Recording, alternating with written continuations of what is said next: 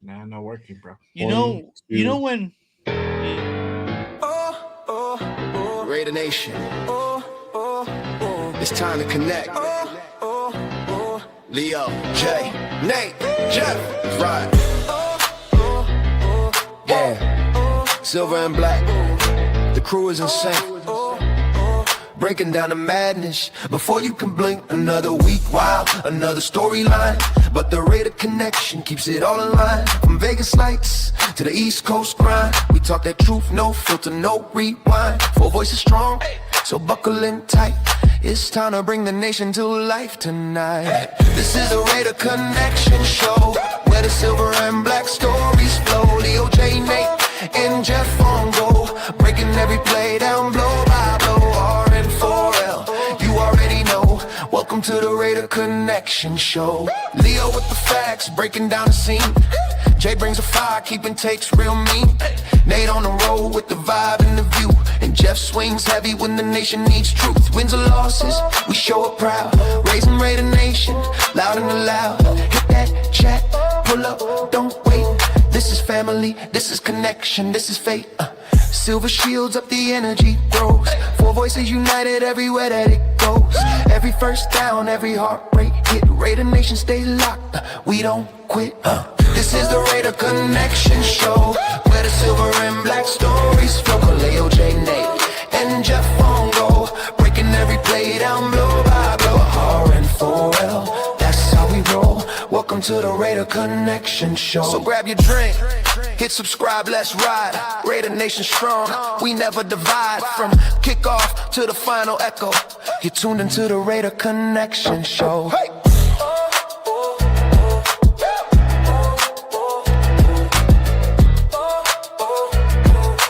Tuned into the Raider Connection Show.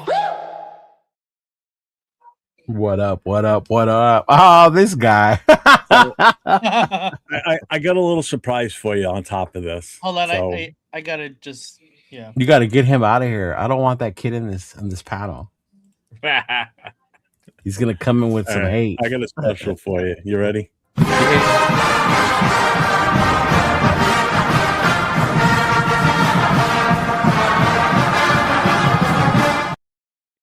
That's dope. That's dope. So, I couldn't let it go too long because I didn't want to get nailed for copyright. So I did look into it today. So I'm like, all right. So I'm just going to do this. Had to do it out of respect to Lou Holtz and you being a huge Notre Dame fan. Thank you, man. Appreciate that. This affected me a little bit too because remember I grew up in the '80s and everything back when Notre Dame was big and Lou Holtz was everywhere when it came to college football. Yeah. So I mean, I grew up in that era where Notre Dame was like hot shit back then. And obviously one of our greatest players ever to ever grace our presence in Raider Nation came from Notre Dame. So, So rest in peace to Lou Holtz and honor you, Leo, as a huge Notre Dame fan. So I was thinking of you today. So. Yeah, thanks, bro. Yeah, I grew up. That's how I started liking Notre Dame with Coach Holtz, Lou Holtz. That's why my hats I always get the ones like this because they remind me of Coach Holtz. As everybody knows, we've got a special guest tonight. So I'm going to bring him in. So this is a guy that lives and breathes silver and black football. If you've been around Raiders YouTube or social media, chances are you've seen him, you've listened to him, you've heard his takes, his commitment to talking real Raiders football with the fan base. He's been building his own platform for years, giving Raider Nation a place to debate the future of the team, the direction of the silver and black. So let's give it up for Mr. none other than Raider Ben. Coach is wilding, bro. He said Wi-Fi Willie. I appreciate the warming introduction. Jeff, thanks for having me, man. With good Leo, Jay, Nate, up, man? Jeff, no problem, man. Appreciate you guys. When Leo mentioned this last week, I'm like, oh hell yeah. He goes, what do you think about having Raider Ben? I'm like, fuck yeah, why not? Plus. Yeah, I mean, I get out here and talk football with you guys, man. So and I watch your shows all the time. You know that I'm always in your chats and everything. I equate you to like Afakasi. You two guys are super passionate about the team, and you take it to a different level sometimes. Like we all see how AR reacts to certain things, and you're that same way, that genuine part, you know. AR. Yeah, I pride myself on wearing all my Raider emotions on my sleeve. I don't hold nothing back. If there's one thing about me, man, regardless if you don't like to hear it or not, I'm always going to tell you my true opinion on the team. If I think the team sucks, I'm not going to tell you the team is good. I'm going to tell you the team sucks. You know what I mean? So pride myself on, just being real all the time. Don't sugarcoat shit. There's a lot of content creators on here, man, that sugarcoat shit for the nation and, make people make them get a little bit over optimistic. And that's when your feelings get left down. Sometimes you gotta leave the feelings at the door and just be real about the Raiders. And that's what I try to do. So, yep, absolutely. So let's see who we got with us in here tonight. We've got Money Chuck's in the building. James Furpo's here. Raiders. Armand's here. What's going on? Let's see. Urban Country Raider, what's up, man? How you doing? J-Rose in the house. Bueno's in the house along with his fridge.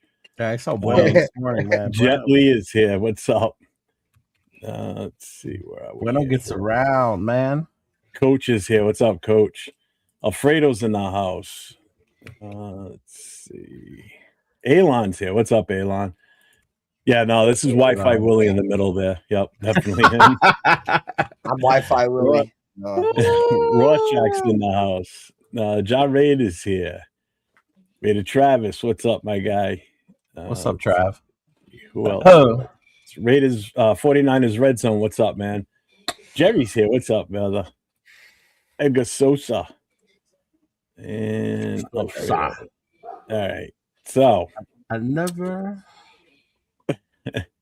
So let me ask you this, so we can kick this thing off going here. Que pasa, Mufasa?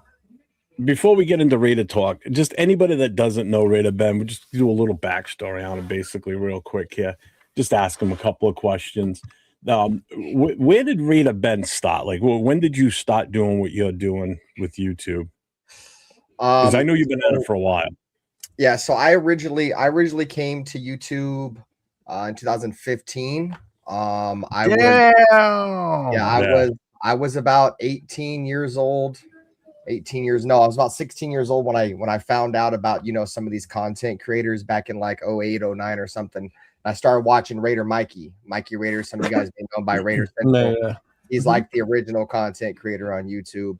I watched him. I watched some guys back there, Samoan Raider, the Black and Silver Way, Raiders _1995. Some of you guys might know him by Byron Live. A lot of these guys, man. And, I came across a community called the Trash Talking Circle, and there was a guy in that community that represented the Raiders. His name was Pistol 2130. He's a Los Angeles Raiders fan. He's from LA.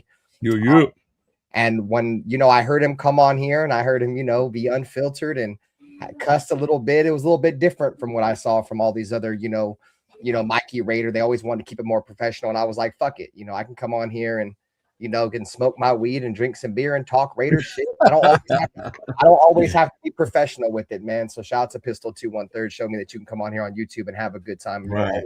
Professional with it. You know what I mean? So yeah. So that's pretty much what made you start doing what you're doing then, right? Yeah, because growing up, bro, there was really no outlets for the Raiders. I mean, they had like the Raiders show, like it was like Comcast Sportsnet Bay Area or something before the game. But yeah, there was really no outlets. So yeah, pretty much why I came here, like 2015-ish, was because of Pistol. And for those of you that don't know, I mean, what just kind of quick, what kind of actual content do you do with your show? Like, what's your focus? I know you've kind of switched gears lately a little bit. So I am a primarily regular season based channel. So in the off season, you will see a lot of off content from me. I like to game a little bit. You feel me? In the off season. You were doing gaming for a bit, huh? Yeah, in the off season, I do a little gaming just because I can't come on here, guys. I respect the fuck out of you guys to come on here every single week and do your shit multiple shows a week. But bro, I get bored as fuck of the Raiders in the off season. They mentally drain me all during the regular season. I'm like, bro, fuck this. I need a break. You're not lying. But primarily, I'm a regular season channel, man. When the Raiders are playing, 5 days a week, I do a show. I do all the Raider play-by-plays, man.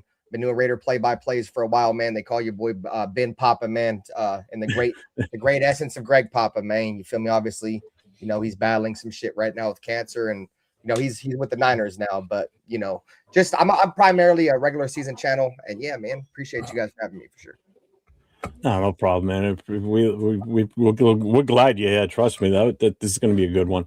And I know you do the game day stuff too, because I even when I was at the bar with the chapter, had my earbud in listening to you too. So you do actually do a really good job with that, unlike some other people, you know. Yeah, I try to see what the difference between me and like some other content creators, bro, when it comes to play-by-play. And you know, I've gotten good feedback and I've got negative feedback, bro. What I try to pride myself on, bro, is putting yourself at the game or watching the game, right? I break down formation by lineup all the way down. I'll be talking the entire game. I'm never quiet. So I give you lineups, formations, sets, all that shit, man. So I just try to be as descriptive. And like I said, man, it's like Greg Papa, bro. If you ever listen to Greg Papa, he would talk so good about the game where you could feel like you're there. You know what I'm saying? So I just try to pride myself on being as descriptive as I can as a play caller. So yeah, it was sad to see when the Raiders moved and then Papa stayed with the Bay. It was weird to hear another voice, man. It really was. Yeah. Yeah, well, him and Mark Davis had a fallout years ago, man, and you know that shit was gonna happen once the whole debacle happened about, you know, he was trying to bring back Mike Shanahan. Greg Papa was not fucking having that, and that's when the whole debacle started happening. So yeah, man, nothing but prayers for Greg Papa, even though he's with the Niners, bro, with his cancer and shit. So I guess let's get into some football stuff then. Basically, some Raiders shit here. I mean, right now, we're seeing a big divide in Raider Nation right now between, you know, the whole, you know, being patient and, you know, what we're going to do with the draft pick and everything. Where do you stand with all that? Like, what do you want to see this team do with that number one? Me? Yeah. I'm gonna be real with y'all, bro. Like, I'm not like completely 100% sold that Mendoza is going to be the guy to turn this franchise around, just because this team has a shit ton of holes. You feel me? Like, it don't matter who we bring in at quarterback. Any Raider fan with a brain knows this team is a long way away from being competitive right now. Oh yeah. You know what I mean? Could we have a 1-year turnaround? Say like the Patriots, say like the Redskins a couple years ago, probably, but unlikely, bro. We're not lucky like those teams. But at the end of the day, I understand what it takes to win the National Football League. And if you don't have a quarterback, you're not going to win. This isn't the day of, you know, the early 2000s where you can win with, you know, the Brad Johnsons and the Trent Dilfers when you have a great defense. If you don't have somewhat of a competent quarterback, you're not going to win. The Raiders have been in quarterback purgatory since the release of Derek Carr, or the trade, whatever the fuck it was. So ever since that spot, we've been needing a quarterback. I think the Raiders have, you know, a chance to get the best quarterback in this draft. And, you know, I think the writing is on the wall when you bring in Clint Kubiak. You know, he's a quarterback guru. He's been around multiple quarterbacks, has gotten a lot of quarterbacks to play at the highest level of their career. And, you know, I think, like I said, I think the writing's on the wall. We're going to take Mendoza. I like Mendoza. I'm not 100% sold that he's going to turn this organization around, but I don't think any player in this draft would in 1 year. So just build it right. Get your quarterback first and foremost. I think let the chips fall as they may. So. Yeah, you're kind of on the same path or same page as three of us up here. Three? Yeah, you know, Jay's more for getting the quarterback and moving forward. But real quick, you got a super on your channel there from Afakasi. Bent the best in the YouTube game when it comes to play-by-play. So shout out to Afakasi. What's up, AR? I'm glad AR is here. The reason I wanted to ask Ben too, and I know you introduced him real quick, but when I first started this whole thing, this YouTube thing, I didn't know any of this shit existed. So AR and Ben were one of the first two people that I actually met and talked to. We would show up in the chat, they would acknowledge us, stuff like that, man. So that's why when I saw Ben was out there again, gonna do the Raider stuff, I was like, oh shoot, let me invite him, bro. Because for real, I appreciate you and AR a bunch. Because you guys from the very get-go were very supportive of everything that we've done, I've tried to do. And then even when bringing these guys on, you know, when they started coming out, you guys started, hey, what's up, Jeff? What's going on? Da, da, da, da. So it's just awesome to see that still still going on. You know that it doesn't matter. Yeah. That as long as we're Raider fans and we might not always agree, our takes might be different, but at the end of the day, we're all cool with each other. You know what I mean? So yeah. Shout out to you and to an AR brother for always being there. Yeah, well, see, I've always been a firm believer of, even like when I was first came back to doing like Raiders content about 4 years ago, because I did take a little hiatus. I just prided myself on, getting a band of brothers together and talk football. You feel me? Like a whole band of people. And it's I've gone through it's been leaps and bounds and shit of the people that's coming in and out of my life on YouTube, man. But no, man, you guys know me. You guys know me, bro. I support everybody who supports me, man. I think that's how it should be. You feel me? As we're all Raider YouTubers at the end of the day, you guys got to keep in mind, we don't work for the Raiders. None of us are insiders. Everything that we say on these shows is just opinion. And when everybody can have an opinion and not get their feelings hurt about another man's opinion, bro, that's what brings a lot of these shows, the greatness out of these shows. So yeah, for real. I got mine. You're what? I got the back. You just. I got the metal one.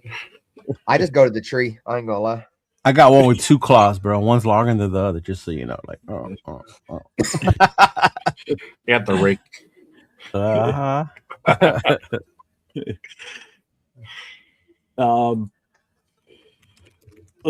Let me ask you this then.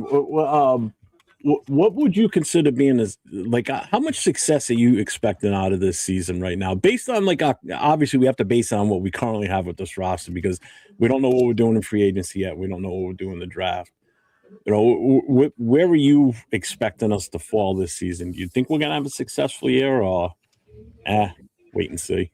I had us at 4 to 7 wins, bro. 4 to 7? I saw you put that 4 to 7. That's a big range. Year one with Mendoza, I think it's going to be a lot like Derek Carr's. I think it's going to be a lot like Derek Carr's rookie year, but we might be able to sneak in a win or two more. But it's not going to be an instant turnaround. I'm expecting 4 to 7 wins, then maybe 7 to 8 year two, then maybe 9 to 9 plus in year one. It's going to be a little choppy. So brace yourself for it. Right. Appreciate you, Mondo. I guess this is a question for all of you. Now, Ben, did you watch? I know I watched the combine. I know Jay and I were online together Saturday and Sunday.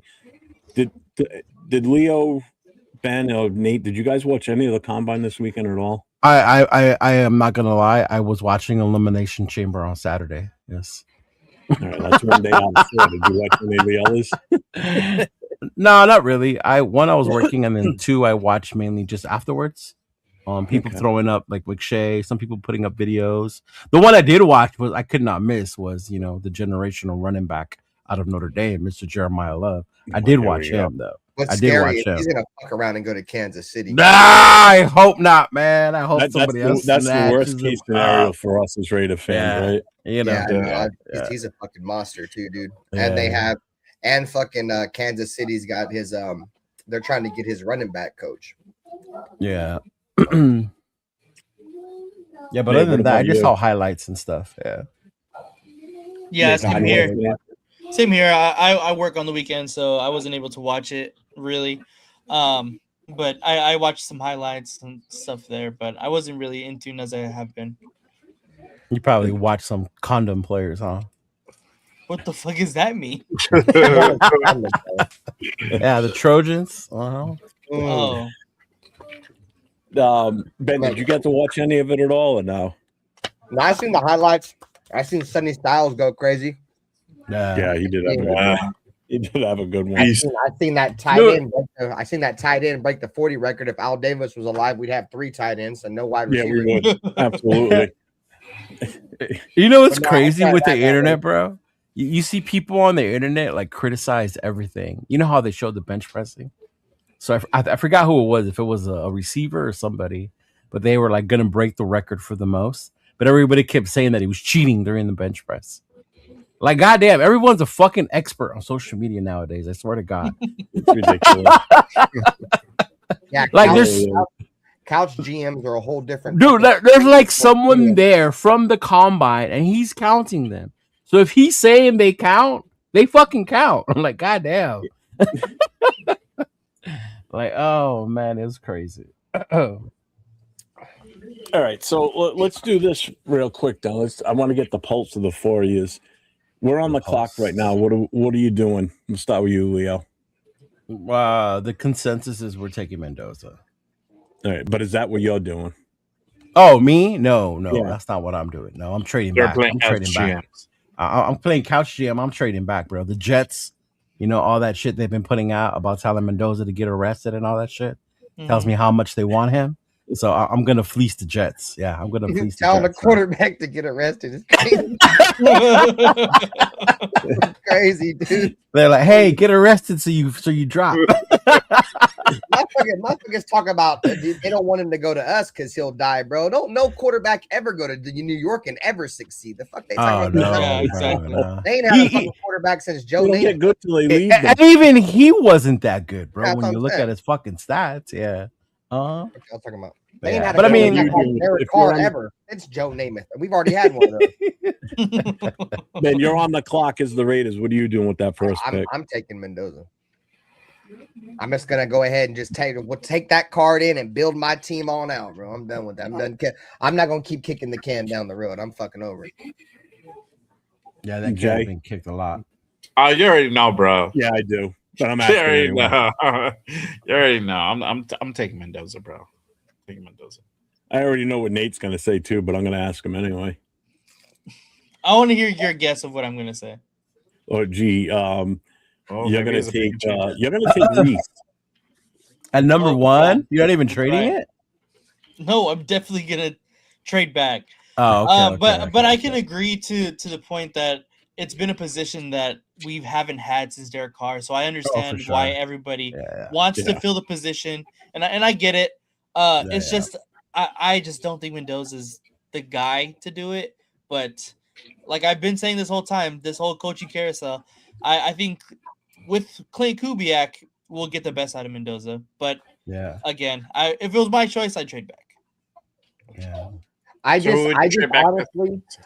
honestly just don't feel like the Raiders are going to be in position next year to be in contention for one of them top quarterbacks. Agreed. You know what I mean? I don't know. 4 wins will put us there. Yeah, I mean, I guess you're right, but still, I just feel like at this point, it's like, do we really want to go through another shitty ass season? You know, no, I get that part. Four wins in the Jets' first round pick next year could get us right back in there. That's what I'm saying. If we take back.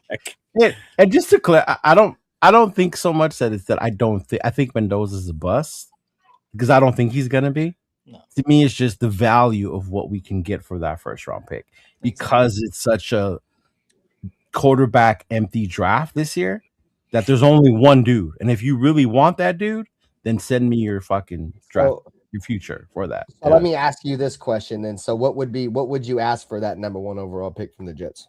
A first this year and a first next year. Yeah. Mm-hmm. I think they would do that. First. Yeah. See, I wouldn't do the 2 first this year because I really want one next year as well. Yeah, you know what I mean? We gotta get 3, bro. The Niners gave up 3 to get bum they ass. Get 3 to get. Yeah. I mean, they trade back further, but still, Trey Lance a bum. Because we would swap, so we go to 2, and then we can get what? This year, next year, and a second. Yeah, this year, next year, and at least a second. Yeah. Yeah. I would do second like this year. Yeah. You just want to do everything this year. No, I want the second pick because the 25 picks, bro. 25 picks. No, because there's such good defensive players in this draft too, and that still would give us a shot to actually get an offensive lineman too out of this. You know, there's so much that we could do, even with 2 additional picks, 1 more in the first and then 1 in the second this year. That's huge, you know. But we're gonna get into that in a little bit. But so's having that extra one next year as well. Yeah, because then you do it gradually. Yeah, you can get your guy. You can get your first next year. We just have to probably give up that second. Yeah, that's that little bargaining chip. It depends. You never know. They might be desperate enough to give you that 2 firsts and the first next year. And so I know Ben walked away for a minute, but based on what you've guys seen for takes on on YouTube or whatever, outside of the first round, what's the next best prospect you guys are looking to target, like from the second round up? Like, who's the one that you want to see us try and grab out of this draft? So round 2. Earlier we did one with Joe and Samoa. We ended up getting, what was it? It was a defensive tackle, I think, in the second round. No. We traded back our second round to add a 2 and a third, and ended up with I think it was still a defensive player. I think if we go Mendoza 1, right?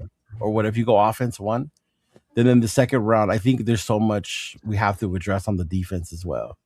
So if we can get one of those top corners, the linebackers, Jesus Christ, do we need linebackers, right? Although we're picking, a lot of people think it's too high to get Jacob Rodriguez because we're at 36? Yeah. Yeah, 36. So a lot of people think it's 36 to get Jacob Rodriguez. So yeah, because even when we did the trade back, he was still down there. So, but yeah, I think you got to do the defense as well, dude. The linebacker. Remember, we're switching to a 3-4, bro. We're switching to a 3-4, so we're gonna need that defensive line. Yeah. Mm-hmm. So Ben, what would you be looking to target from our second round up? Like, name one player that you want to see us try and grab that could have an impact. Rams the most dominant nose tackle available. Yeah, that's where I'm at too. I've been wanting an interior defensive lineman since the day that we drafted bum ass Tyree Wilson over Jalen Carter. Actually, before that, I've been wanting an interior defensive lineman. That's the time we had a generational one sitting right in front of us. And we chose to take bum ass Tyree Wilson. If anybody has known my channel, you can go back and watch my reaction of us taking bum ass Tyree Wilson over Jalen Carter. I almost cried because I knew the Raiders would do something stupid. And not even Jalen Carter, because I know the backstory behind it. But we took him over Christian Gonzalez, who was just in the Super Bowl. Oh my god! He played out of his mind. He played out of his mind in the Super Bowl, bro. We especially like to go back on what Leo was saying, bro. We're going to a 3-4, bro. We need a big ass man to play the middle of that defense. I'm not no college guru. I don't claim to know college, so I'm not gonna sit here and say who we should take. But we need to get the biggest, fattest, strongest motherfucker in the middle of that defense in the second round. If not that, then probably a corner, because I think our secondary is weak as fuck, bro. It is. It's just because how predicated a 3-4 is around that interior defensive lineman, bro. That nose tackle, I think that's like probably up there with priority for sure. Yeah. I don't disagree. Jay, what are you looking at? I would get probably somebody that Leo would not be keen on getting. Another Jack Besh? No, I would say, because you could still get him, but I think at 36, the value, you could probably do what we did last year and trade down and still get him. I wouldn't go too far down, but I would get Jacob Rodriguez, but I wouldn't go too far. He had a phenomenal combine, and that performance is also going to boost up his stock. So he's probably going to go in a high second to mid second. I think they had like over a month ago, they had him around a 4th round pick. So he jumped up like 2 rounds, which is fucking insane. He's still like in the early 3rd, late 2nd. Yeah. Well, yeah, they probably haven't updated, but I see that dude going high second to mid second. I would get him. There's a couple guys that you can get in the 3rd round. A nose tackle, Dominic Orange. I like that guy, big dude. If you're looking for that big nose tackle, step up the run, that'd be a good guy to get afterwards. And Nate, what are you looking at? You like Jacob? Nate, what are you looking at? I mean, I've been saying in the second round, I want Lane, but I definitely want to lean towards defense because it's so thin, essentially at every position at this point. So I would love Jacob Rodriguez. I would have no problem with that. But I've been saying for a while that I do want Lane. I just think it's going to be too offensive heavy to go quarterback, then wide receiver 1 and 2, especially with so many holes. And we don't really know what free agency is going to bring with us. But yeah, I've been saying Lane, so I could go with Lane or Rodriguez. I like both of those guys. Yeah, I like the take on taking a nose tackle. That's my push, because, and I've seen people in the chat saying, well, we've got Pegues and we've got Butler. We've got I want someone that's got experience playing at the nose tackle, whether it be a free agent or if it's if we don't get one in free agency, then we go for one in the draft. That is a proven nose tackle that can plug those running holes up There's a big. Go ahead. Yeah, and be that guy. We can't be dealing with a guy that's never played it before, that's already on our roster. That's a project. That's not what I want to walk into. I want someone that knows what they're doing. What were you gonna say, Jay? I was gonna say there's a big difference between like a guy that we got in the 6th round to a drafting guy like in the 2nd and 3rd. It's a big difference in talent. Is there though? I mean, Tyree was drafted in the 1st, and he's like a 10th round talent. That's an anomaly, bro. That is not an anomaly.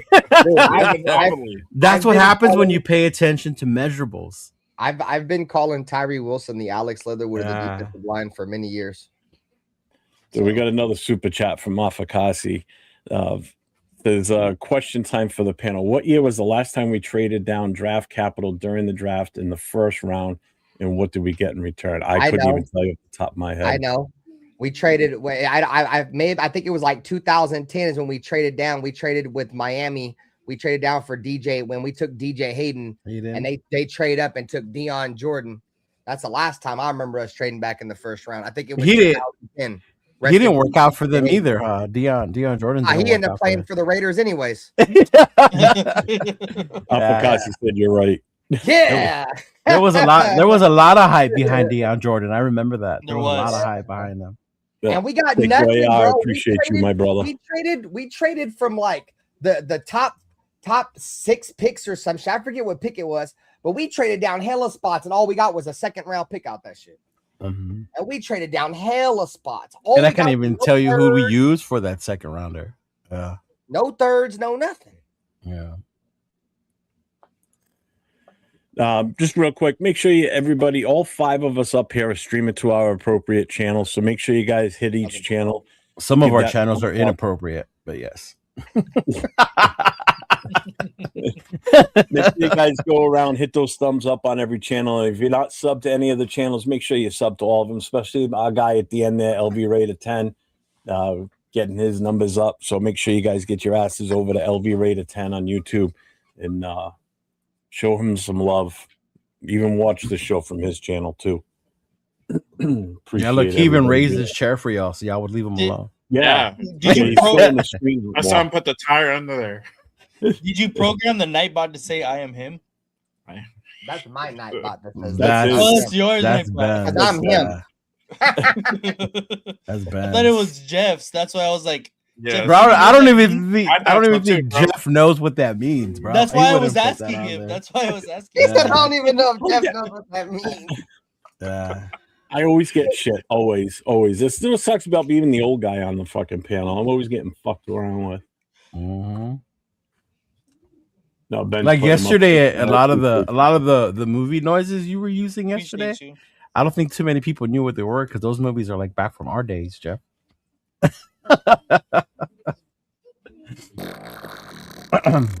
No, not that one. No. Is that a whoopee cushion that I just heard? Yeah. So yeah. Wait a minute. I gotta add something. I forgot. I posted everybody's link to everybody's channel in my chat. Thanks, man. I appreciate no it. Googling or chat spoilers. Oh, okay. Hey, bro, I'm like a fucking 5-time Wheel of Fortune champion. I don't need to Google shit off of You were the only one I lost to. I'm the only one a lot of motherfuckers lost to. Yeah, you're the only one I lost to. Defending undisputed 5-time champion. He's pronouncing his pronouns. Bro, Captain Jack came on my show, bro. He was so fucking mad that he lost, bro. He was on that bitch, man. Oh, I saw that. I saw that one, dude. I was laughing so hard how hard he was complaining. He swore he got robbed, but no, he got his ass handed to him in trivia. Dude, there's been a couple, dude. Nutty Raider Nate fucking would almost lost to Nutty Raider Nate. I beat him by 1.2 on that motherfucker. Dog. Yeah. If he wouldn't, I swear to God, if Osfakasi would have named one more old ass offensive lineman, I'd have lost. Yeah.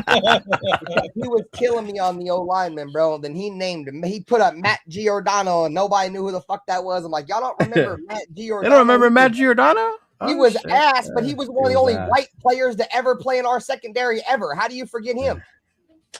Yeah. I remember Giordano. Let me ask this question because this is going to kind of open it up, I think, right here. How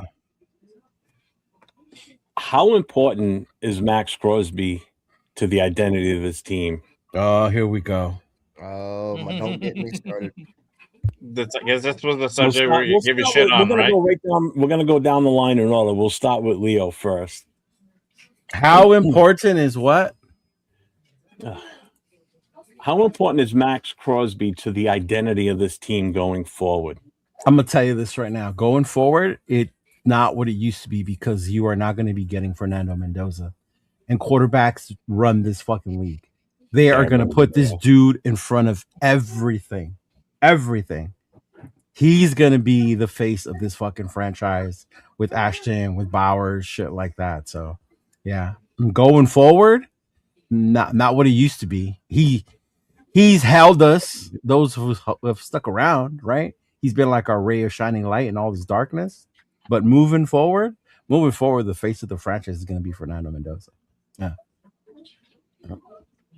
Well, I'm with Leo. I'm with Leo, bro. I mean, the city of Las Vegas, bro, has been asking for a face since we moved to Las Vegas. Yeah. You know what I'm saying? All due respect to Max Crosby, you know, this is a quarterback-driven league. I made that the reason why I thought the Raiders would have took Shedeur Sanders. If we would have took him in the first round, even though I thought he wasn't worthy of a first-round pick, if we did, it's because they wanted to have somebody. Yeah, they want to have somebody to put on a billboard to help sell tickets to get Raider fans to come in that building. Some kind of excitement. And I think, you know, that's the Raiders are sold, bro. They're going to take Mendoza. And that's where we're pretty much at right now, bro. So, no, Max Crosby will not be the franchise, will not be the face no more. Just because he's getting up there in age, and the Raiders, this is the quarterbacks is who run the face of the franchises now. So right, we're definitely not. Jay, I agree with Leo. I think that it's probably going to be Mendoza. You know, this is kind of the type of league that we're in. You know, to be honest with you, right? Yeah. Yeah. You know, I love Max, bro. I mean, too. You guys know that. I have Max. Yeah, exactly. Yeah. Exactly. So it's like my love is there, bro. But it's just being real, dog. It's just kind of how it is. Nate, I could agree with what you guys are saying as far as this is a quarterback-driven league. I completely understand that, but I don't. It feels weird to have Fernando Mendoza to be the face of the Raiders. It does. It doesn't. I get it. It doesn't sit right with me. It just doesn't. I like it a little bit. Yeah. I don't think he will ever become that face of the franchise. How we, you know, picture people as face of the franchises. To me, right now, it would probably be either Brock Bowers or Ashton Genty, and I think those two guys, even going forward, are going to be a bigger focal point as far as franchise and advertising and things like that, rather than Fernando Mendoza. Of course, you know, this year and then the next year when he does eventually come in, he definitely will be a part of that. But I think the people that would embody, you know, the organization more would be Genty and Bowers. And, you know, Max Crosby has been that guy for the, you know, the past couple of years. I love Max Crosby. I think he's a Raider through and through. But I don't know if Mendoza is going to be, you know, he is, bro. Undeniable, undeniable, you know, organizational face. I just don't see that. Look, Nate, we're gonna drive because you know how we drive in from LA. We're gonna drive in. Yeah. And that billboard that we used to see, the compete one, it's gonna be Mendoza like this. Oh no, I can already see that, and I don't deny it at all for this next coming year. Yeah, 1,000%, he's gonna be everywhere, 1,000%. Bro. But I just don't see like his personality being the face of the Raiders. Like that just doesn't it doesn't mesh to me. I feel like his personality is what the Raiders need in Vegas, bro. When the Raiders moved to Vegas, My biggest knock on them moving to Vegas, bro, is you're putting a bunch of young millionaires in the city of sin. You know what I'm saying? I can see that too. And I thought Derek Carr, when we took I'm like, Derek Carr is the perfect quarterback for this team in Vegas. He's going to be able to keep these guys grounded to where they're not out there doing a bunch of dumb shit. You know what I'm saying? Unfortunately, you know, we had the rug shit. I'm not going to get too much into that. I've always said if Gruden don't get fired, that rug shit don't happen. Or if he doesn't resign, that shit don't happen. He keeps the team in check. Rugs don't do that. But the point I'm trying to get at, bro, is I think they need and I'm not even trying to make this about religion or none of that shit, bro. I get what you're saying. Like Christian, humble, super down, that kind of guy to lead this organization, bro. Especially when you're drafting young millionaires to a city like that, bro. We need the 40-year-old virgin to lead the team. What I'm trying to make is we don't need the Shadors. We don't need the Kyler Murrays. We don't need the Lamars. We don't need those kind of quarterbacks, bro. And I'm not saying talent-wise, but we need the next Tom Brady, the next Peyton Manning mindset type quarterback, bro. And I think that's the mind he has. I don't know if he'll ever be that, but just where his mind's at with the game of football, I think he's on that same level coming out of college as those guys. So, and I get what you're saying. I get what you're all saying. And if you were to go back years ago and throw him, you know what I mean? He just doesn't fit that traditional mold, as I think what Leo's kind of getting at. You know, that you always think of the Raiders as like that rough and tough, you know. This is gone. This is no more. The Thug Raiders are no more. The Raiders are, I mean, Vegas is already a distraction on its own, you know, and now you add these players into it in some cases. And like Ben just said, it's like, you know, this, I mean, it could be a good thing, you know. I mean, right now, Leo's already said it. How much Tom Brady's face is everywhere in Vegas, you know, that should hopefully be replaced with, you know. I did a little experiment, bro, this offseason. And because you guys know I sell merch. My highest person has always been Max Crosby, always. So recently I did a release of the Mendoza and the Max Crosby shirts. When I tell you how many more Mendoza shirts I sold, and he's not even a fucking Raider yet, that just tells you how much people wanted him and are ready to just cheer him the fuck on, bro. Like, it was insane. I had never sold more shirts of anyone other than Max, and Mendoza is the first one. And we haven't even really drafted him yet. Well, I think the Raiders are just excited to have something to look forward to. Yeah. Because even if Mendoza don't work in year one, you're gonna know he's a young quarterback. Yeah. On top of the fact that we got a young coach and they're gonna learn from that, bro. Yeah. The last time the Raiders tried this with Derek and he was a second round pick, it turned out pretty well for us. It took 3 years, you know, and unfortunately Derek Carr broke his fucking leg. But by year 3, we were one of the top teams in the AFC, and probably the only team that thought the NFL thought could compete with Tom Brady in the AFC Championship. Yeah, you know, so we have to. If you're guaranteed to miss every shot you don't take, if the Raiders don't continue to not take a shot at quarterback, we're gonna miss every fucking time. And that's pretty much what Afakasi says too. When I've talked to him about the whole, you know, Mendoza thing, he says he basically, not so many words, but same thing that you just said. We've only taken 2 quarterbacks in the first round in the history of our franchise, and we wonder why we don't have a quarterback. No, we've taken Marinovich and motherfucking Jamarcus Russell. Yeah, not only that, but even the planning, the moving on from Derek Carr, the way they did it, there was no plan. Yeah, there was no plan, and we've been stuck with the no plan since. Bro, I've been one of the biggest fucking criticizers of Derek Carr for years. Yeah. But I guarantee you, if you would have told me the Raiders were going to get rid of him for Jimmy Garoppolo, I'd have said, fuck you. And then right? And then the year after, we were going to have to deal with Gardner Minshew, and I said, fuck you twice. Double fuck you twice. Yeah, fuck you twice.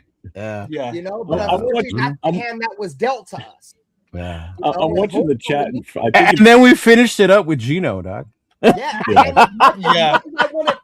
much as I want to hate Gino and as much as I want to hate Pete Carroll, it may be in a blessing disguise that we had those cocksuckers because we got the number 1 overall pick. We have a franchise quarterback sitting in front of us. Yeah. You know what I mean? Yeah. So, I'm watching the chat. I think it's in Ben's chat. I'm watching Anthony and. Oh no, they're fighting. I see them. It's an arch. Yeah, they're fighting about back Max and forth on the whole Max thing. I love it. Anthony loves Max, bro, but he's mad at him, and I understand him though. Yeah. Yeah, shout out to AP, man. He came out to the hotel in LA, bro. It's great times. Him and Willie Wayne. It was me. He doesn't make him big enough. Afakasi Raider. I do now. From Australia. It was me, Afakasi Raider, Anthony Provencio, Willie Wayne, my wife, and Willie Wayne's wife, bro. We had a great time. Shit was dope. And we got stuck in the fucking elevator. Dude, that was one of the that video was awesome. I got stuck in the fucking elevator with fucking an Australian fuck name, fucking Afakasi Raider. It's your fucking fault, Afakasi, you son of a bitch. I love you, dude. Love, guys. You were trying to keep him here longer. He ended up staying here longer any fucking way. Yeah, right?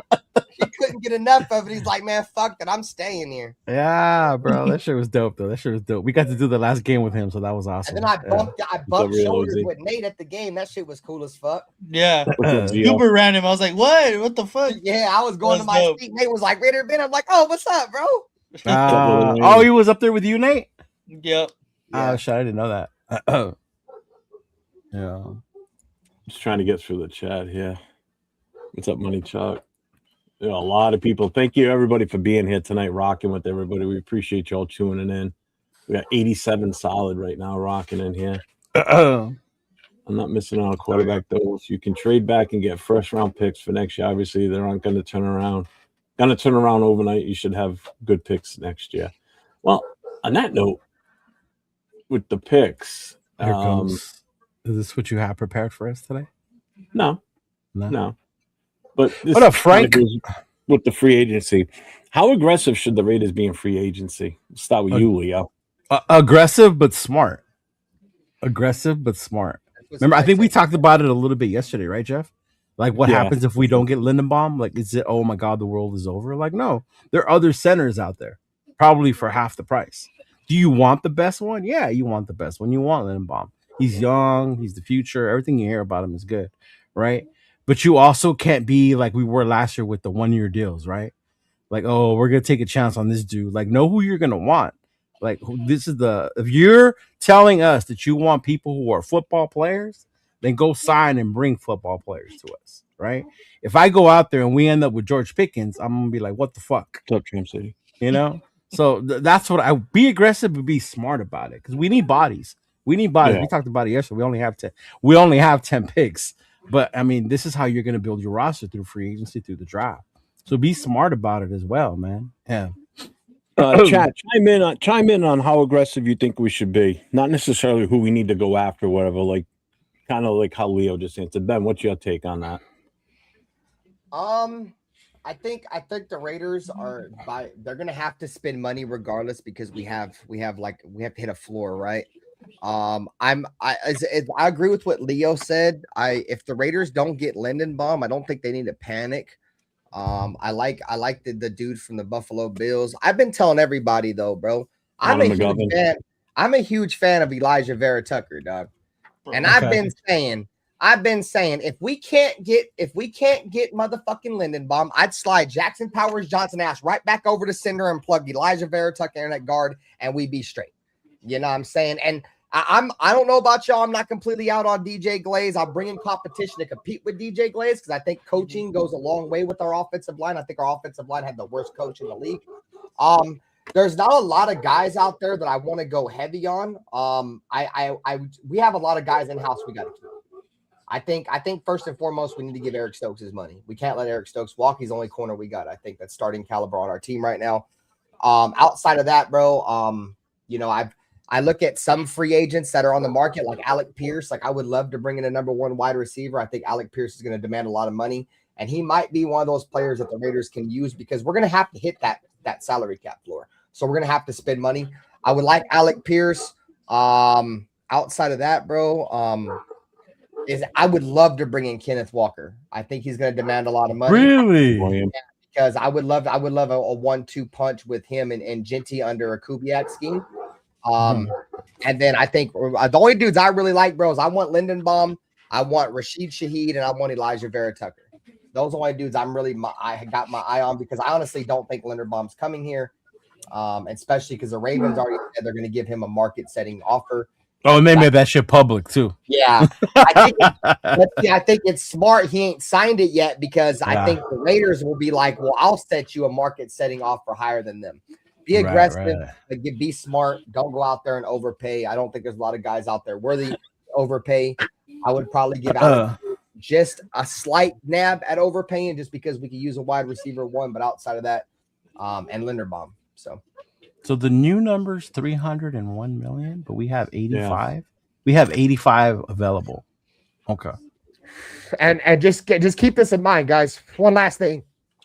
Teams aren't built through free agency, bro. Teams no. Through the draft. Yeah. No, we'll just acquire a few pieces. If you look at the guys that I mentioned, bro, I'm only interested in young free agents, bro. Linderbaum's young, Vera Tucker's young. I like Lloyd, the linebacker. Lloyd. Yeah. Devin Lloyd. I like Devin Lloyd. Mm-hmm. You know what I mean? And the Raiders, especially if we switch to a 3-4, we're gonna need some linebackers. So I wouldn't be Matt Milano's out there too. Yeah. Jay, what about you? Should we be aggressive in free agency? Aggressive. Yeah, no, I'm the same. Aggressive. Yeah. Gotta be progressive but smart. You know, I think the one that you're gonna go aggressive on is Tyler Linderbaum, right? But this is the thing, and to Ben's point, if you don't get him, we still have a fucking center. Yeah, it's not like we got to go ahead and try to take a couple of swings, but if we can't make it happen, it's not the end all be all. Plus, there's other guys out there. I think on this free agency, there's a good market for O linemen. We got McGovern out there. What's his name is back out there? The guy we wanted last year. He got cut by the Chargers today. Mekhi Becton. Oh, he got released? He got released. Yes.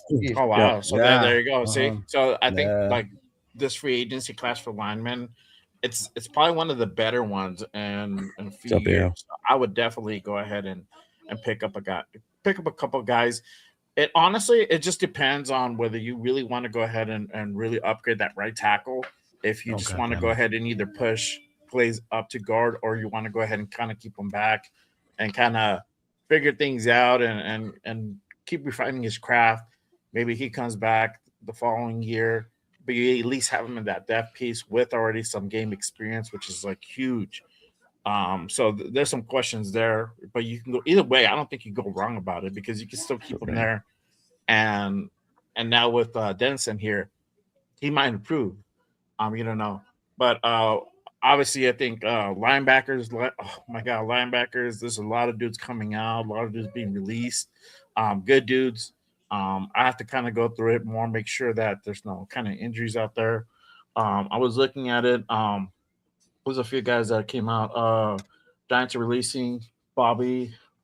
Okereke. Hard to say his name. How do you say his name? Bobby Okereke. Bobby Okereke. Bobby O. Yeah. Devin Lloyd's out there. I mean, I like Devin Lloyd. I would like to go ahead and get a guy. Calavion Chazon's out there. Mm-hmm. Yeah, Chazon. I don't think he leaves Vrabel though. I doubt it. Tariq Woolen's going to be out there. I think it would be us or he stays, just because he would come back with Robbie and work with him. Nate, what about you? Yeah, I have my eye on a couple of guys. I think one of the guys that you guys haven't said yet is Jalen Phillips, and I really like Jalen Phillips. Yeah, from Miami, he's solid, and he fits that. He gets injured. Exactly. Yeah, that is the only thing, of course. But he had a really good rest of the year when he got traded to Philadelphia. Obviously, I can't count on him for that. I like Elijah Vera Tucker, and he's got an injury history too. So I like Elijah Vera Tucker as well. SC guy. Obviously, I'm a little biased, but yeah. And then Rick Woolen was another guy that I really wish to bring over here because again, we're very, very thin at the cornerback position. And yeah, Rick Woolen and Eric Stokes would be nice if we can keep Eric Stokes and bring in Rick. That'd be nice. Exactly. But yeah, those are the main guys that I was looking at right now. Obviously, it'd be nice to get like a Hendrickson, a Trey Hendrickson, but that's too much money, I think, for us, for no reason. Well, I ain't gonna say. I was about to say, well, if the Raiders get rid of Max Crosby, we got some money to pay Trey Hendrickson, boy. There you go. Push the dude out the back door. Hendrick's only 2 years removed from being all fucking defensive player of the year. So. Yep. Nahshon Wright, I really like Nahshon Wright from the Chicago Bears. I think I like that safety, Kobe Bryant, too, from the Kobe Bryant's gonna be nice too. Yeah, he'd be a nice pickup. He's got some familiarity there. I still can't say that word right on somebody else's show, but that guy from Seattle has some continuity there with Kubiak. So there's a lot of interesting guys out there. Like there's a lot. I'd love to bring Khalil back. Khalil Mack hates the Raiders. He's never coming back. And Jason Marshall, that's another guy I would bring back, bro. We need a slot corner. I would bring back Amik Robertson in a fucking heartbeat. 1,000%. I know a lot of people don't like Amik, bro, but I guarantee you probably can't name 5, probably can't even name 3 other players that the Raiders have had since Amik Robertson or even before Amik Robertson that created as many turnovers as Amik did. I like the Amik. And he would get burnt, but that motherfucker used to come up with turnovers like it was fucking candy, bro. He'd always come up with turnovers. He's the one that intercepted Jordan Love when we beat the Packers. Yeah. He had that game-sealing interception. Yeah. I love Amik Robertson, bro. Yeah, me too. Honestly, looking through he plays big for sure. Oh yeah, he does. Looking through the top 100 free agents, like there's a lot of good names on here that would be definitely worth taking another look at. Yeah, like a lot more than the top guys. But if you dig deeper, bro, like Jaquan Brisker. Yes, bro, that's what I'm saying. He's a beast. That's bro. Nice. You know what I'm saying? Like there's a lot of guys down here, bro. Let me kind of break I wouldn't even be completely out on Bradley Chubb. Like if Bradley Chubb was willing to kick the tires and come rubbing in Denver's face, come on over, Bradley Chubb. We need pass rushers that can play 3-4, and Bradley Chubb has experience playing in 3-4. So, like Kobe Durant, I think Kobe Durant would be nice. Yeah, he's a beast. Let me break off from this a bit here. Right. Sticking still with the free agent stuff. How much of an impact? Now we thought one way last year with Pete. But how much of an impact would this coaching staff that was assembled weigh to get some of these free agents in that we might normally not have had a shot at getting? Like how much of a factor do you think that weighs in on this? I think it changes the pool of the players you get. Because you think about last year, it was like Pete's boys, right? Well, this dude works with Pete Carroll before, or he knows Pete Carroll from this. Now you got Kubiak. So Kubiak's web, how far does it extend, right? Is it from people he knows through his dad, from the Seahawks, from his time with the Saints, from all the teams he's been at? So I think it does kind of like open up a little bit more as far as like who he would be able to connect and bring that wants to play with him, as well as the coaches that he signed on too. Yeah. What do you think, Ben?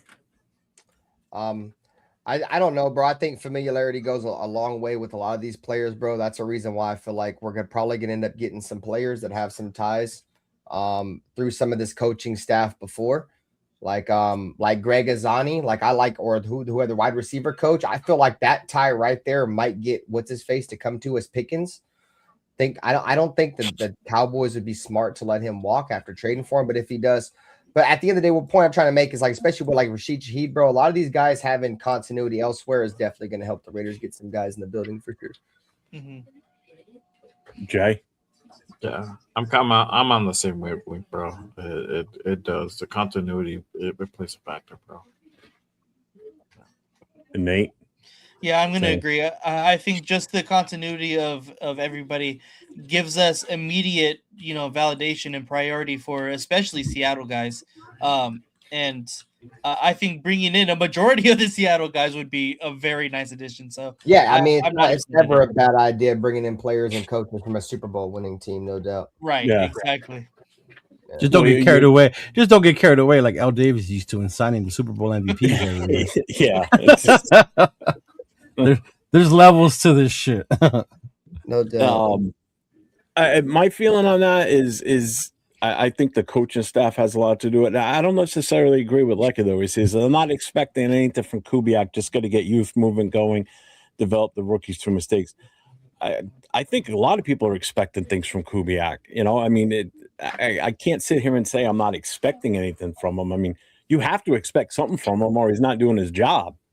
Right. You know, if he just comes in and he's just a lame duck coach, which he ain't a lame duck coach.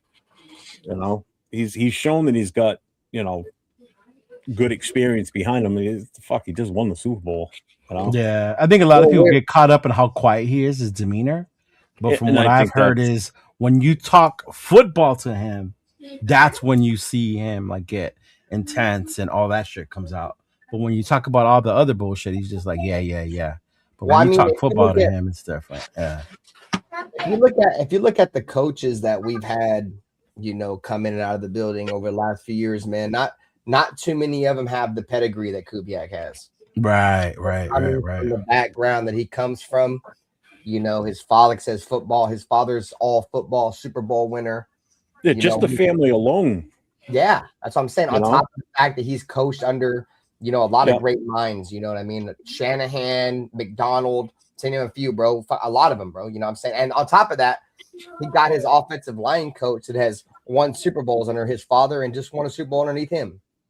You know, so, you know, there's a pedigree. There's a pedigree of you know, success with Kubiak, and you can't say the same for, you know, say Antonio Pierce or Josh McDaniels as a head coach. You know what I'm saying? Keep going back. We can name more coaches that don't have the pedigree, except maybe John Gruden, you know, and Jack Del Rio. But the rest of these coaches we've all had come in first-time head coaches, dudes that never did it anywhere else, who want to give dudes a second chance type shit and don't work out. So it's good to see the Raiders actually go out and get somebody who knows football and has a football pedigree to lead the Raiders forward, because we all know Mark Davis don't know shit about football. So he needs to get the greatest football minds in that building as possible. He started with Tom. You know, he's got Spytek. I really like Spytek. And now he's got, you know, Kubiak. So I think the Raiders are in there. I said this last year. I said we were in a good direction last year, but, you know, I really think for sure we're in a good direction now. It's just not going to be overnight because they're all young. Yeah.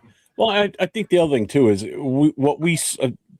don't expect what you saw with Pete Carroll in practices and everything out there rolling around on the ground, wrestling with these. You ain't going to get that from Kubiak. You're definitely not going to get that from Dennison, the offensive line coach. He's going to be a grab you by the face mask, yell at you, and tell you to do what you're supposed to do type of guy, which is what this offensive line needs. You know? So this is a totally different vibe with this coaching staff versus what we had last year. You're seeing the youth movement with the Raiders, bro, and we haven't had that in a while. You know, we've had a lot of experienced coaches that have been lame ducks. You know what I mean? And now you're seeing that the Raiders are getting with the vibe of the new league, and the new vibe of the league is getting a young coach, whether it be offensive or defensive. A lot of teams want to go offensive. That's what the Raiders did. You get yourself a young quarterback on a cheap contract, and you build a superstar team around that young quarterback, and you make that quarterback's job easy. That's the way to win. The last time we did this is with Derek, and I feel like Derek fell in our fucking lap in the second round. He was the best quarterback in that draft. You know what I mean? So, you know, the Raiders are trying to do that again. Hopefully, I said the way to rebuild this Raiders team is the way the Raiders did it with Reggie McKenzie back in 2014. Spend all your fucking money in free agency on the offensive line, build a fucking offensive line, draft a quarterback, put him behind it. And let the rest of the pieces fall how they may. Hang on 1 second. Kipasa Mufasa. I'm waiting for something to load up here. Leo, get off the phone, Don. He's trying to use the internet. Got you, dog. She's asleep. Check out she's asleep, dude. She's out. I gotta bring up the right one. Okay.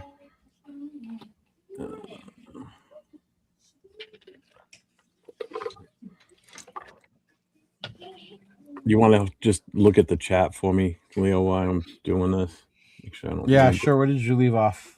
Damn, all the way up here. For real, huh? I'm just. I know. It's like super. There's nothing highlighted. Not really. Yeah.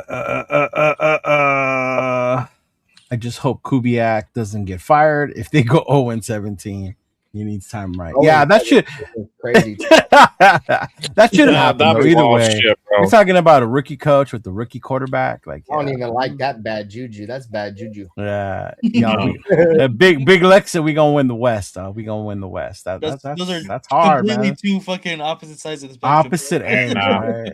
Right?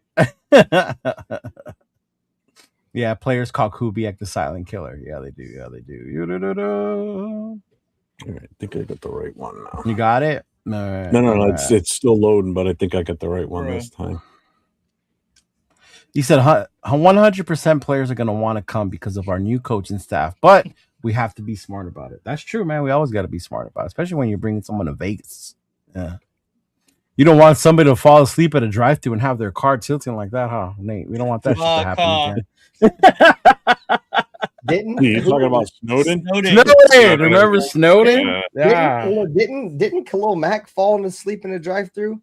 One of our players fell asleep in a drive-thru for sure, bro. Was it Khalil? All these motherfuckers did. I forget. Man, no, I think it was Darren McFadden, bro. After he played for the Raiders, like after he was retired, this motherfucker fell asleep in the drive-thru. Really? Yeah, and his car was still in drive or some shit. See, that's crazy, bro. Yeah, it wasn't Mac. It was Darren McFadden. Not Mac. Never. Nate Hobbs got that fucking speeding ticket in Vegas. So Nate Hobbs got like 2 speeding tickets in Vegas, going like over 100 miles an hour. Hummer says, I think Mark learned a lot from the WNBA team. He learned to step back and let the pros do what pros do. So he just signs the fat checks and is trying to get. Hey, he's staying out of it. I see less Mark in the news than I see Tom Brady. I see Tom Brady more than I see Mark. True. Yeah, he's been quiet lately, bro. Yeah, I don't think Mark Davis. I don't think his detriment is his business knowledge. I think he knows all about the business. I just think he's wanted to be too much like his father. You know, he wanted to be the judge, jury, and executioner for the Raiders, even though he don't know shit about football. I think he can't be all that. Yeah, I think the fact that you've seen him when Kubiak was in his press conference, you guys seen him. He was sitting in the crowd for the first time in any coach he's ever introduced. He wasn't up on the podium with them. I like that. Yeah, me too. I think that goes a long way with what we're going to be, because he just needs to takes a step back. You don't know about football, bro, and that's fine. You don't have to. You don't have to. Make money. Make money. That's all we need you to do. All right. So are we ready? Yeah. Play a little game. This is something that I saw on Facebook today, and I'm like, oh, this is not gonna Notre work. Dame Stadium. Doesn't matter. It's close enough. So we're gonna. Oh my God! The Max Crosby trade game. Boo. Okay. I do. I say no to all of them. I say yes to damn near everything. So game over. Is this Josh's? Pay attention. Shut up. Is it Josh's or is it Joe's? Because they had different proposals. Huh? Was this from Josh's or is this from Joe's? This is from JetGPT. Don't worry about it. Come on. Sit tight, zip the lip, and listen. All right. Okay. So it's the Max Crosby trade game. All right. So these are your options. The Raiders say no, do the deal, or we need more picks. Okay. So wouldn't that be the same as saying no? I think no is just outright like no, we don't. Yeah. Okay. Jesus Christ, gotta be so fucking technical. I'm just saying. If I'm saying I need more picks, that means I'm telling you no. But okay. All right, great. So I'm going to present the trade scenarios. You're going to see them on the screen here, and again, those are the options. So here comes number one. Okay. I pay attention. So Chicago Bears. No. We receive Roma Duze. Oh, Duze. 2020. I didn't make these up. Okay. I know you didn't. So we receive Roma Duze. We get the 2026 first round and second round, and the Bears get Max Crosby. What number is their pick this year? Like 28 or something. Yeah, I was gonna say 28. Oh, so we wouldn't be able to get more. But keep in mind, hold on.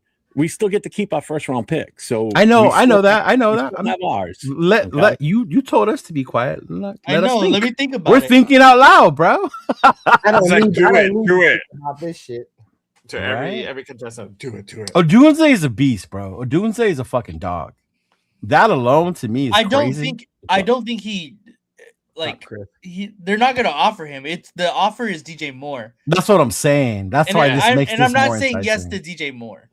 I'll say yes to Odunze.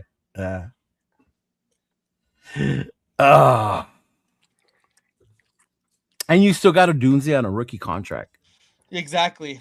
Whoa. You're jumping ahead, No, bro. I don't worry. Yeah. You fucked up. So what are you guys doing? So the chat's kind of mixed. You got saying yes, some saying. I would say yes to saying this no, one because you get a Deal. Dunze, you get an extra first rounder, no. right? And then you get another Yeah. second rounder. And Romo Dunze was a fucking pretty. He was a fucking He was high. big, Yes. bro. Yeah. Like He was like upper 13? second half of the first round. Yeah. Yeah, upper second It half. was like top 15 pick, bro. Yeah. Mhm. That means All you're getting a top 15 pick, the 28th pick, and you're going to get a prime second round pick. So Yeah. Actually, there's quite a few in here. I knew Coach was going to say yes. So Coach is going to say yes if we said a bag of fucking Twizzlers, because I know he wants to trade Max so bad.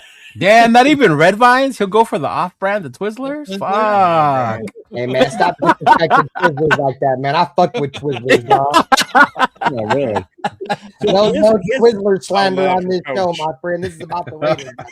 So this is where it gets interesting. I did this after the Rome was fact. 9th overall. Okay. Damn. So Damn. this is the offer, okay? And this is what I did with those picks. So I did an actual mock draft. Oh, here we go. No. Hear me out. Okay? You're not going to hate it. I guarantee you're not going to hate it. I don't know. You So can't here- guarantee that. You can't Here's guarantee the that. trade. Here's the draft picks made after the trade. So in every I hate it. aspect, I still take Mendoza first, okay? But this is what I did with those extra picks. So this is the one from the Bears, all right? So I'm taking Mendoza, take Caleb Banks with the Bears pick. I still take Rodriguez at number 36. Then I take Anthony Hill at number 57, which is the other Bears pick. And then with our original 67, I only did the first 3 rounds. I didn't do a full draft. I take the center from Kansas State, that kid Hetch. I liked him Yeah, a lot. I'm doing that. I'm not even thinking twice about Yeah. it. Dude. And That's we not have bad. so we got Fernando Mendoza, Romo And Romo Caleb, Dunze. Caleb Yeah. Banks, Jacob Rodriguez, Anthony Hill, Sam Heck, just for Max. You know Well, what for I'm Max, you get a Dunze, Caleb Rogers, Anthony saying? And we Hill. have a second round pick next year. Oh no, that was this year. My bad. That's No, right. that was just this year. Yeah, this that's year. 57. Yeah. Yeah, I So would I don't know still about say the yes. mock draft. I think the picks, the potential of the picks for sure. Right. I would say yes to this, but again, I don't think Roma Dunze in any world. Well, would this get is offered. you have to keep. This is just saying if he was part of the trade. This Right, is just right. to Yeah, give you yeah, an yeah, idea of I would what we rather could do turn- that than DJ Moore. Yeah, exactly. Yeah, Yeah, exactly. Everybody That makes in more fucking the fucking world would sense, rather bro. do that shit. Yeah, Again, that's the main reason I did this is it at least gives you an idea as to what we could turn those picks potentially. It doesn't mean it's exactly going to be what I picked. It's just that that's what was there when it came time to pick, and I went with the BPA as much as I could. And Nathan does not like your projection. Yeah. I don't know about your picks. Yeah. I told you best player available. That's what was there. You know, I went a little bit higher for Rodriguez at that point. I was about to say Rodriguez wasn't best player available.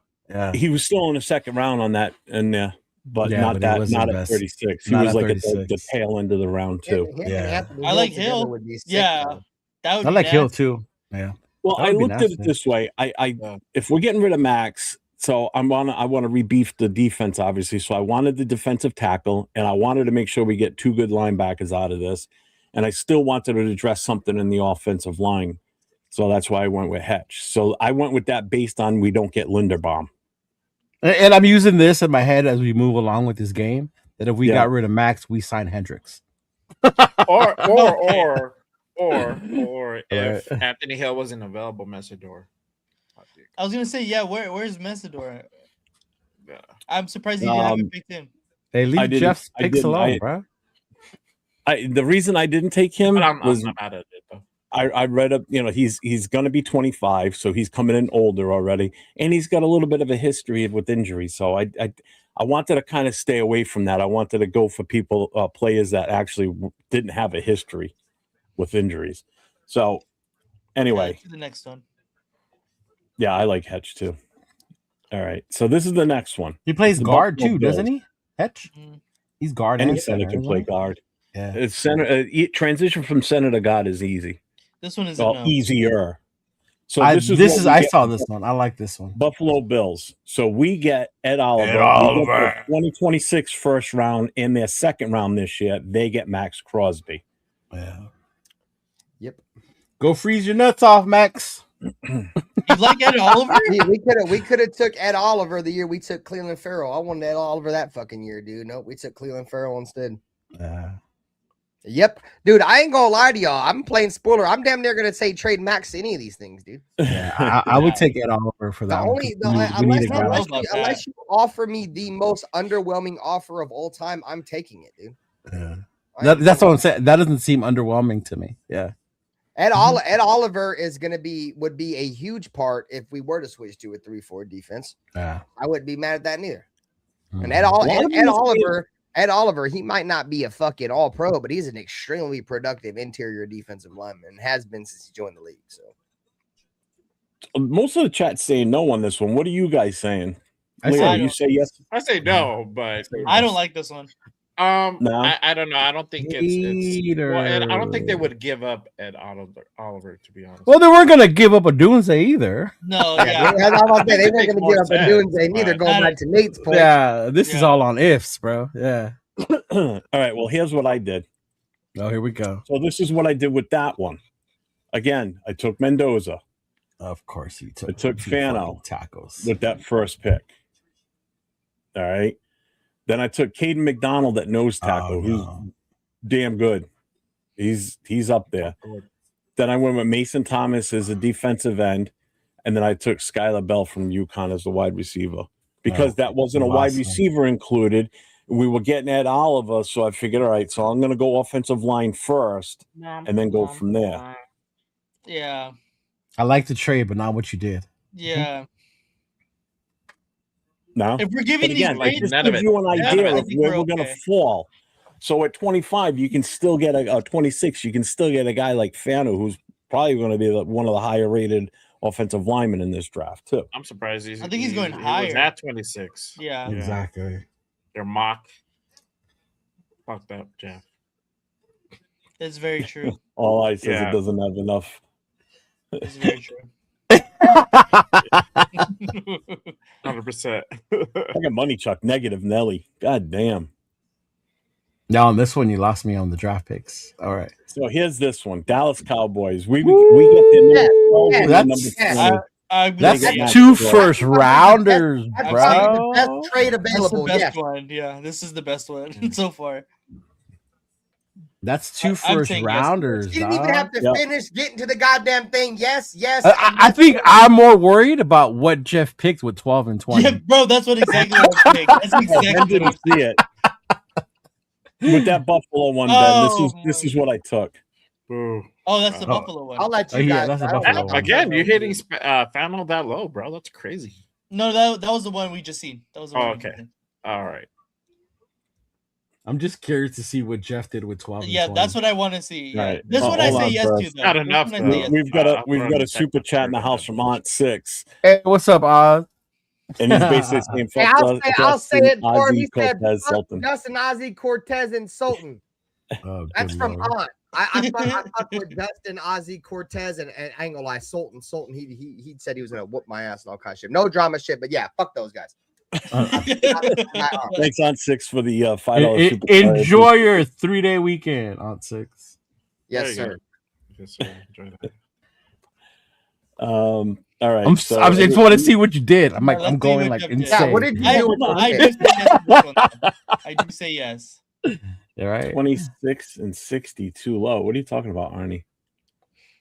For the trade you just did. The previous trade, I think you're talking about. Yeah. Well, again, I didn't make those up. I didn't make any of these up. No, Josh did. Yeah, these were. Yeah, that's. You know what? I think that is where I got that from. Yeah. So Lecky's saying yes on this one. Al doesn't answer. He just says he hates the Cowboys. Hummer still says no. 3 first, absolutely.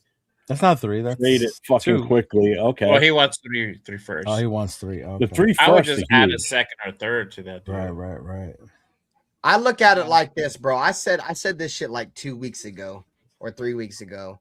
If there's one team that's going to offer us multiple first round picks, I think it's going to be Dallas. Oh yeah, Jerry will love him. The reason why I think it's going to be Dallas is if you guys remember, there was a fucking report that was legit report that Dallas reached out for Max Crosby like 2 or 3 years ago, and we said no. I remember at the time.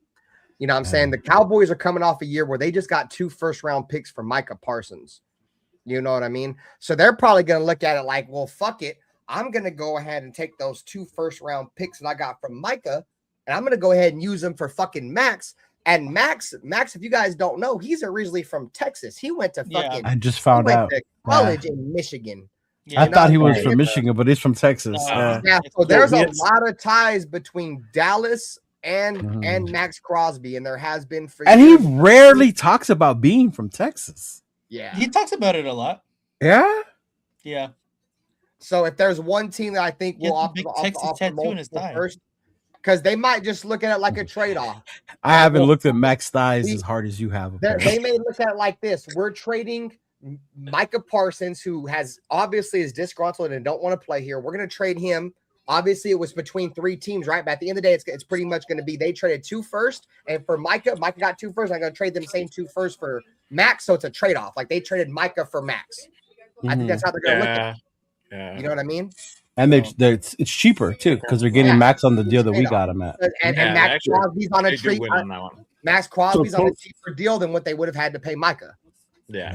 Coach said, did Nate really just say what I think he said? Why? What did you say? I must have missed it.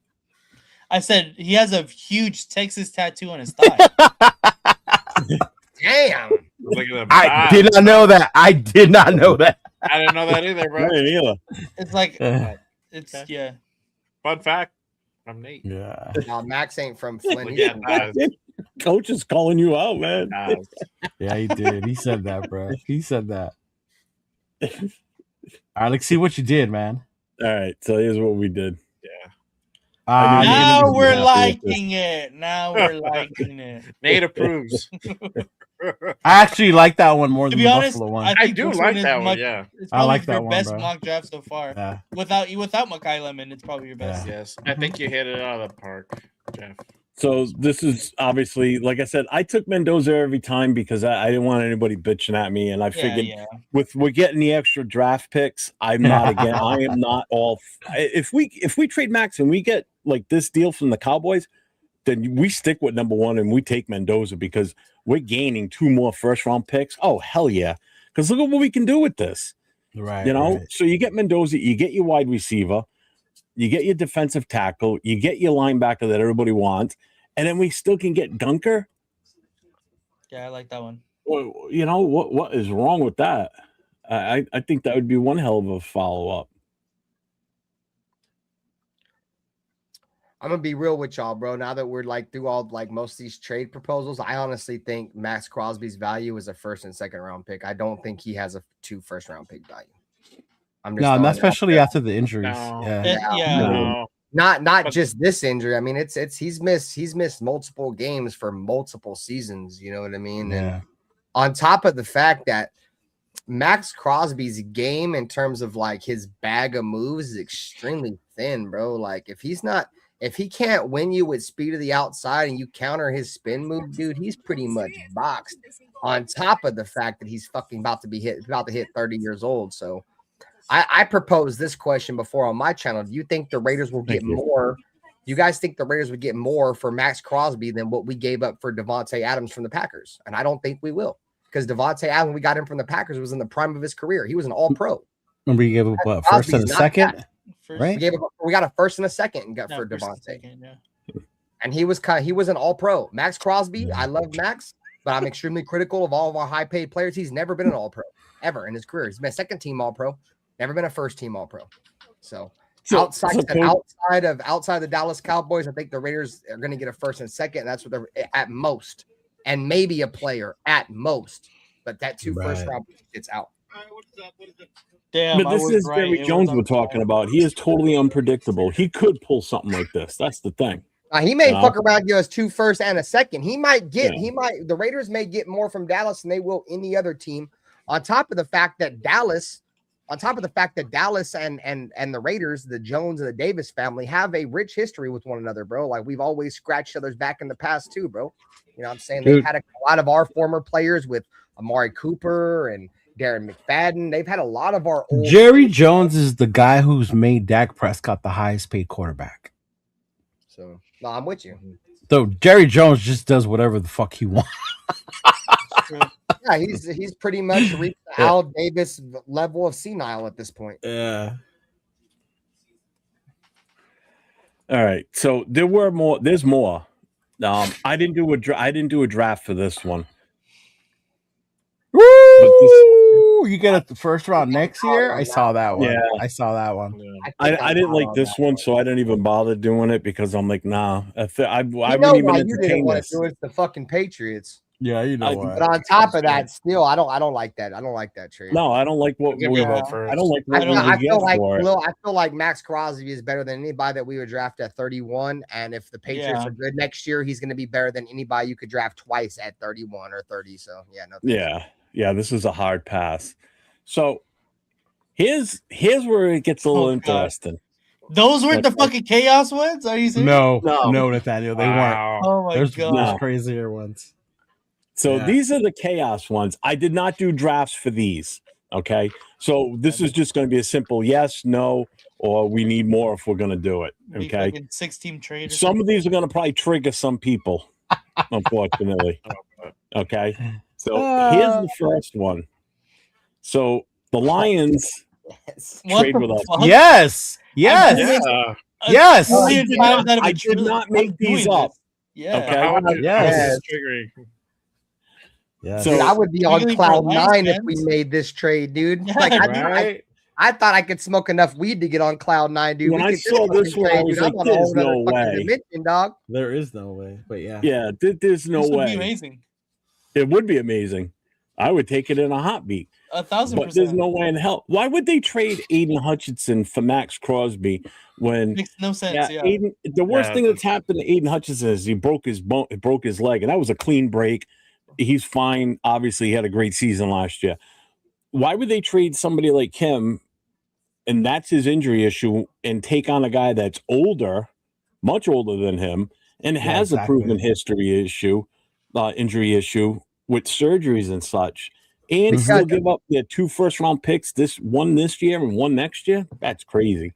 I'll tell you why, because Aiden Hutchinson's going to get arrested tomorrow. Yo, Aiden Hutchinson, go do something crazy and get arrested, God damn it, like the Jets wanted fucking Fernando Mendoza to do. Go get arrested, Aiden Hutchinson, please. Thank you. So I think this would be yes, an overwhelming yes, but realistically, that ain't happening. Okay. No. Here's the next one. Houston Texans. Dog, what the fuck? Like, it's almost the same thing, basically. I'm taking this 1,000 times too. Of course, why wouldn't you? Even though the next year's is a 2nd-round pick, I would probably still do this one. This would still be a yes. Well, Anderson, but again, it's one of those that ain't gonna happen. No. It's basically. Oh my god! That's what I was saying. What the fuck, bro?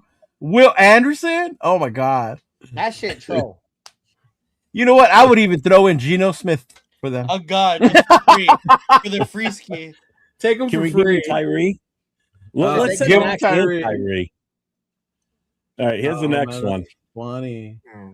We finally get the guy back that we wanted. We should have drafted. This one just hurts. Nah, that was like fuck you guys. This one just hurts. That's why I said some of these might trigger people. So this one might be the first trigger. The next one might be even more. Yeah, that's bullshit, bro. Because I remember going to that draft. We took Tyree, bro.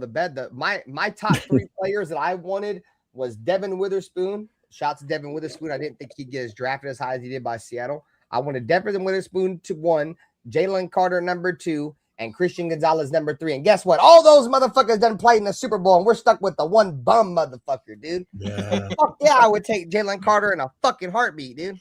Yeah, I wanted him too. But he's always been a Raider. Remember that story? He was a Raider in high school. He was a Raider in college. I don't give a fuck. So was Michael Crabtree, and we didn't draft him. Oh, fuck. You know, Michael Crabtree was a Raider in high school and college, and we fucking took Darius Hayward bum-ass bait. Money Chuck says this, and actually, I've kind of heard rumblings of Philly being like wanting to be super aggressive and do something. And I wouldn't put it past their GM because look what this guy's done with this team since he's been there. How much that team has been. He's a mover. He doesn't sit back and wait for shit. If they give me a 1st-round pick and that stud-ass outside linebacker that they got, I take him, dude. I know. I can tell you where I would bet money Max is going if I was a betting person like that. Where, Where you got him going? To the Rams. No. But they just traded away one of their first round picks. They don't give a fuck about first round picks. Yeah, dude, they haven't given a fuck about first round picks since they got Jalen Ramsey originally. Disclaimer: Nathan hates the Rams. Exactly. So you know. So okay. you know where if I had to be a betting man, you know where I think Max Crosby's gonna go to the fucking Bears, dude.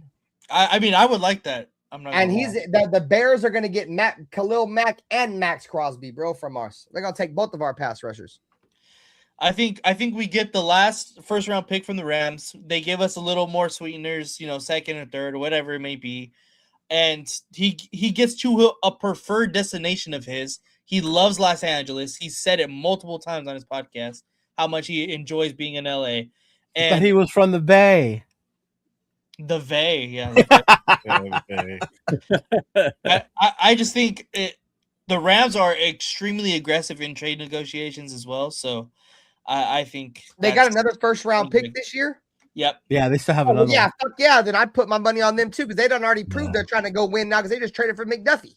Exactly. Yeah. So what better way to tell the National Football League that you're trying to win right now than go to get McDuffie and Max Crosby with both of your first round picks? Yep. Exactly. And I ain't gonna lie, Max Crosby and McDuffie, dude, proven talent over non-proven talent with first round picks. That's what the Rams do. They've historically done that since McVay's been there, dude. They don't give a fuck about picks. You know, go back, like I said, back to the Ramsey shit, bro. One of the first players they ever traded a first round pick for when McVay was there was Ramsey. Yep. You know, and they do it. They did it with Brandon Cooks. I think they traded a first round picks for Brandon Cooks a long ass time ago when he originally left New England the first time. So they do that shit. So yeah, I wouldn't be against that neither. They probably would. And he'd be the fuck out of our conference. So I'd definitely be cool with that too. Yeah, I think they have the 18 from the Falcons this year, which is a pretty good pick at 18. I thought it was 13. 13. Even better. 13. Yeah. Even better. Yeah, all right, so here's the next one. No. Oh God. Oh God. So sick, but fuck, dude. Chris Jones is hate that. He's not as good anymore. Not as good anymore. Like 2 years ago. Intriguing. Yes, exactly. No, I'm going to say no. Yeah, I'd say no just out of spite that it's the Chiefs. They go fuck themselves. I would definitely not want to send a prime Max Crosby or a so-called prime Max Crosby to Kansas City. Yeah, no thanks. Yeah, fuck that. No. So Money Chuck says, would you take AJ Brown in their first this year from Philly? Fuck no. AJ Brown. AJ Brown? No, Brown either.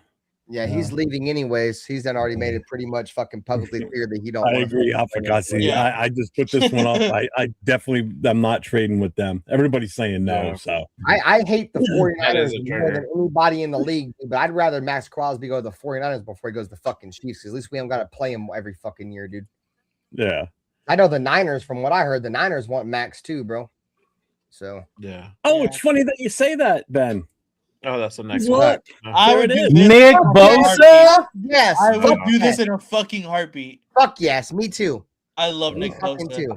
They can have him. Give me Nick Bosa and both your 2 first round. Yep. Yes, sir. Yeah, this is probably what does it for me, but yeah. I would say yeah. Yeah, you have to say yes to that. At bare minimum, you're getting 2 first round picks. At bare minimum, you're getting 2 first round picks. At most, you're getting a first team. You're getting a first team All Pro defensive end and 2 first round picks. Yeah, fuck yeah, I'm in on that. Exactly. What's up, Nutty Nate? Nate says Jones is better than Crosby. He's talking about Chandler Jones, by the way, guys. I'll tell you what. A lot of people are saying yes on this one in the chat. Yes. Yeah. Dude, it's an amazing trade. That's why you call it the chaos section. At minimum, even if Bosa's hurt, you're still getting 2 first round picks. Tom said, fuck the Niners, but take the deal. 2 first. Big Luck's not even answering the phone. He's not answering the phone for KC. He's not answering it for 49ers. Oh, I'd take Fred Warner in a fucking second. Oh my God, give me Fred either Warner of those. Yeah, Fred Warner would make it better. Also played 3 games, but I'd take it. Yeah, Bosa's a monster, dude. He's had injury history over the last couple of years, and I hate the 49ers, dude, but fucking when he's on, bro, he's a fucking bona fide all-pro defensive end in the league, dude. And like I said, at minimum, if you don't get that, you're still getting 2 first-round picks, which I think is higher than what any other team's going to offer us for Max anyways. So that was the last one. That was the cheat. The 49ers was the last one. So when I saw that today, I'm like, I got to do something with that. And then when I looked at the made up ones, I'm like, these are golden. So They're all made up ones. well, you know what I mean. I'm sorry, like not the ones that I saw in that. So I'll be at the Raiders Niners game this year, bro. And Levi's, it's always fun when we play those motherfuckers, dude. Last time we played the Niners in Vegas, I was at that game, dude. That was a great game. Fucking the Raiders should have won that shit, bro. With That was the game where that was City. Carr got benched. Colt Miller. Speaking of Nick Bosa, Nick Bosa won that game because Nick Bosa completely destroyed Colt Miller on that last play, dude. So, no, it's not in Mexico, Alpha Kasi. It's at Levi's. It's in the Bay. Chris Jones is dominant. Crosby is good. Yeah, I wouldn't be out on that trade, Nutty Rarely, except for the fact that it's Kansas City, dude, and we're gonna be getting rid of a young, like I won't say he's young, but he's a lot younger than Chris Jones for fucking an old ass player. And we're gonna face him twice a year. Yeah, on top and he's of gonna that. want to whoop our ass twice. Yeah, fuck all that. There's too many fucking hypotheticals. Because you know he would get up for that game. He would. That would be the game that he would have, like, his best ever games is against us. Like when fucking Khalil Mack plays this dude when he's on the Chargers. That motherfucker gets up for that motherfucking game. Frank says Bosa would fit the 3-4 better than Max. Yeah, I agree with that. Even though he's more of a 4-3, even in college, bro. But I feel like when I heard the 3-4 move, bro, I immediately, and this is not because I'm super critical of Max, I instantly realized Max Crosby's not a fit for a 3-4, dude. He's not a stand-up outside linebacker. I don't think he's gonna have the same get off hand in the dirt. There's not too many players that can do that, dude. Khalil Mack is a few players that can transition from defensive end, outside linebacker, and do it at a high level. Khalil Mack was a first-team All-Pro at two different positions. So I think we'll get that from Max Crosby. So Jason Marshall said he's going to the game in the Bay, coming from Denver. Yeah, man, that's a game, bro. That's a Civil War game, dude. That's a Civil War game, bro. There's gonna be nothing but fights at that motherfucking game. Well, that's what Myra said. She goes, "There's gonna be a lot of fights for at sure. the Niners." Motherfuckers from the Bay know what time it is when the Raiders and the Niners play, dude. Whoever wins, it don't matter who the fuck fights on the field, dude. There's gonna be a million fights in the parking lot. So that shit happens during preseason games. Imagine when this shit counts. Pew pew. So, I'm excited for that game too because Clint Kubiak knows how to beat the fucking 49ers too, bro. Yep. I'm excited for that, and he's on our side. So, I mean, there's a reason why they stopped the Niners and the Raiders from playing each other in the preseason for like a decade, dude. Yeah, right. They banned that shit. They're like, in the regular season, they're not playing. So, motherfuckers get real life killed over that motherfucking shit, even in the preseason, dude. Motherfuckers don't play, dude. It's definitely different. Don't nobody else. Bro, I hate the Niners so fucking much, bro. I rooted for Kansas City in 2 Super Bowls because of them. And that makes me hate them even more. I wouldn't choose any team over I wouldn't choose the Niners to win any fucking game in the world, dude, especially a goddamn Super Bowl. I don't give a fuck if it's the Chiefs, the Chargers, the Broncos. The Niners can't win, bro. And that's what makes me hate them even more, bro. They made me root for the Chiefs in 2 Super Bowls. Fuck them. Fuck them, dude. So let me ask you guys this. Obviously, we didn't franchise tag anybody. Is there anybody on the roster that you think we should have franchise tagged? No, absolutely not. Yeah. Maybe Eric Stokes. Not even him. Nah. Just because I don't want to lose him. Yeah. Just curious to see where you guys' heads were on that. Because I don't think there was anybody. Franchise tags are like higher market value. Yeah. Yeah. I think you get Stokes on a cheaper deal. Yeah, so as much I would like to have Stokes, we had to make him pay like a top. We'd have him like top 10 market. Well, it's an average. Yeah, it's a salary based on the top. I think was it top 10 average in that position or whatever. So, which is why like people complaining about. I talked about it last night. People complaining like, how come Baltimore didn't? First of all, they couldn't, and if they did, they would have priced them out of their own fucking for the future because they would have forced their hand to have to pay him money of a left tackle basically because they lump all the offensive linemen into one group. You know, last player that we market for centers and tackles and guards. They're all offensive linemen. Last franchise tag eligible player that we didn't franchise tag was Josh Jacobs. So Yeah, we should have. But we don't get. Speaking of franchise tag, though, we don't really get players like that we draft that are worthy of franchise tags. You know what I mean? That's something that the luxury of teams that Or if we do, we don't keep them. And fifth-year options. That's another thing with Josh Jacobs that we didn't do. We didn't give him the fifth-year option, and we didn't franchise tag him. That was That's so the fucking dumb. craziest decision ever. The double slap in the face. I love Ashton, bro, but you know what I mean? Yeah. I was a huge Josh Jacobs guy as well. So I got just a couple of things I wanted to do here before we kind of close this out. This is where we're going to get to know a little bit more about Raider Ben. So I'm going to ask you some questions, Ben, just for you, and they're going to be quick, rapid fire ones. So first question: all-time favorite Raider? Jack Tatum. Favorite Raiders moment? Tuck rule. The Khalil Mack game in Oakland versus Carolina, where he picked that one we picked it off. pick six Cam Newton. Favorite Raiders jersey ever? Charles Woodson. Okay. Who is your most underrated Raider in history? That's a good one, dude. In history, fuck, dude, that's a good one. Darren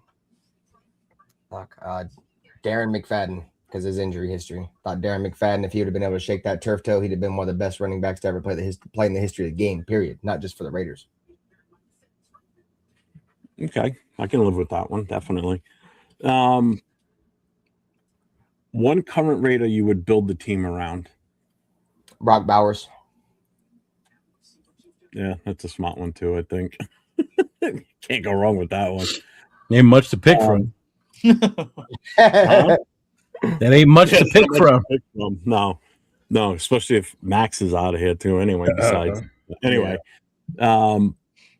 what's your favorite Raiders rival to beat? Who's your favorite team to beat? The 49ers. From the Bay. From the Bay. Yeah. See, for me, it's New England. So yeah, You're from New England. Yeah, look, I know Nate's is going to be the Rams. You know, Leo, what would be yours? Mine is the Broncos, but it's recently becoming it's becoming the Chiefs because of their recent success. But for me, it's always the Broncos. The Broncos. Well, I think for you, don't you got family that are all Chiefs fans too? Yeah, I do. My brother. So that's a little extra for you. Just like for me, like. Everybody's like, well, you must hate all the AFC West teams. No, my number one team that I can't stand the most is the Patriots. They're the ones, that's my biggest one. The other three pale in comparison to how much I dislike the Patriots and their obnoxious fans. Favorite game day food? Beef jerky. That's so random. Really, right? I don't gotta cook nothing, bro. I can go grab a big ass bag of beef jerky and be full off a bag of beef jerky, dog. When you mean game day, you mean like at home or at the game? That's a good question. At home. At home. Yeah, I mean, if I'm just gonna like try to grab something for a game, I always get a bag of fucking beef jerky, bro. The fucking which brand too? It's a particular brand I get to. None of that Jack Link's bullshit. That shit's ass. You get that alien jerky from it has the white Old Trapper. It's got to be Old Trapper. I see. Oh yeah, that shit's good.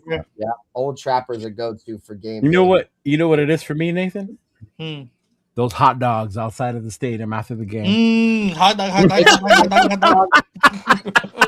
The bacon wrap hot dogs were that. Yep. Every fucking time I have to have one, bro. Yeah. Well, let me ask you this one. Go ahead. No, go ahead. You good? I was gonna say if it's not at home, if you're at the stadium, what are you picking? Probably a glizzy. It's hard to pass. Always my go-to when I'm at a game, bro. It's like a hot dog. Simple and easy, dog. Yeah, I get the ones outside, bro. And I can one-hand it, so I can have my glizzy and my beer. What's up, Sal? Let's see. All right. Next question. No, that makes sense. One draft prospect you secretly hope the Raiders get this year. Yeah. I I want to get one of them wide receivers from that Mendoza play with. Either Cooper or Surratt's probably gonna be a first round pick. If that, as much as I know I don't know, bro. Like I don't think it's a wide receiver is a huge need, but I want to get some familiarity with him, either him or that center in like the 3rd or 4th round. His center he played with. Oh yeah, he's good as fuck. Yeah, I just want I don't really know too much about college, but I know if I was going to draft any of these kids, I'd want to draft some other kids from Indiana that fucking Mendoza has familiarity with. Yeah. So this one's going to be a fun one, I think, for you to answer. What's the most intense Raiders game you've ever watched, whether it be in person at the stadiums or at home on TV? Intense. How can I? So like, like it pissed me off. Like game that pissed me off real bad, or just the most intense, like the most intense game. The last intense game I was at, bro, was fucking when the Raiders played the fucking Niners at fucking in 2014, Derek Carr's rookie year, dude. When we beat them? Yeah, when we beat them that year. That was probably the most intense game I've been in a long time, dude. Like, because it meant a lot to you because it's the 49ers. Whether it be on TV or not. Yeah. Yeah, because that game, that was a year, bro. We were shit, bro. Yeah. And the Niners had just come off a Super Bowl season, bro. And the Niner fans were talking hella shit, bro. And like I said, Niner Raider games are always crazy, but that one in particular for sure. Yeah. Alpha Kasi, is that the Monday Nighter where we threw it to like Crabtree like 10 times in the end zone for the end? I was at that game. That was a Thursday night game, but I was at that game. Yeah. That one was hella intense. He guessed your favorite. Yours would be the Raiders Chiefs in 2017, but he was wrong. You said 2014 game. Yeah.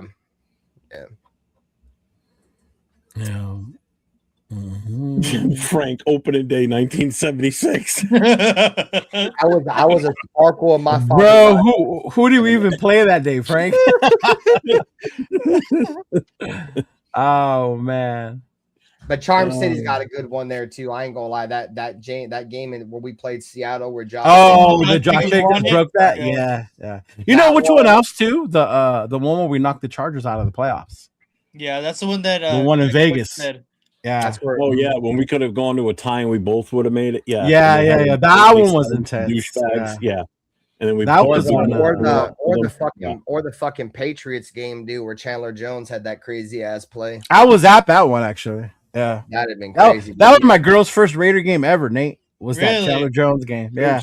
Coach said they played the Steelers opener of 76. I was the Rams Raiders Thursday night with fucking Baker Mayfield on the Rams. Oh Jesus! On 3 days rest. Yeah. Jerry fucking Tillery, bro. Jesus Christ! Yeah, he had like what 2 or 3 personal fouls in that game, dude. But the one that cost us the most was the sack. Wasn't that his first game against the Chargers after he had joined us? Like the first game against the Chargers. He had played a couple games with us, but I think that was the first time he played the Chargers since he left. I don't know. All I know is they talk about it on this episode of The Rush this week. Leo said for me to watch it, and I watched it. It was a good one. It was good, right? I told you. Yeah. He had Rob Ryan sitting there with them, and it was a really good one because they talk about that in the plane ride home afterwards. So it's got a little. You know, my favorite part of that interview was when we played the Cardinals, and they talk about Kyler and how McDaniels and them didn't want them to rush Kyler. They just wanted them to build the wall and keep him contained. And Max was like, "Fuck that, we're not doing that." Like, what kind of shit is that? And Max Crosby got shook out of his boots. Yeah, that shit fucking made me laugh, bro. How none of them wanted to do that shit. Yeah. Oh, you talked about that and how elusive Baker Mayfield is too. Yeah, they were talking about Baker. Yeah, I want to talk about an intense game. That 2016 home opener fucking against New Orleans was pretty fucking intense too, dude, because that game set the standard for a great season for the Raiders that year too, especially the way that the Raiders went for it at the end of the game. That was in New Orleans. Yeah, I saw that in Vegas. Yeah. There was a lot of them. I was just thinking like a game that I had been to in person. Like I've had a shit ton of games I've been to, you know, that I've watched on TV. When I think about like games that are more memory to me, bro, or the games I actually go to. I pride myself on, you know, trying to watch my team as much as I can. Yeah, my favorite one was the year we had to beat the Broncos to get into the playoffs, and we beat them. We came back. Hofstadter let us Chargers Brown. Some shit. And then the next week we played Denver again for the wild card round. So then my uncle got us tickets and we went a game. So then I got to go to that game. And then after that, we were yelling, we want Buffalo, and Buffalo smacked our ass. Remember the That's year why I hate Buffalo. We went undefeated in our division and still missed the playoffs. Yep.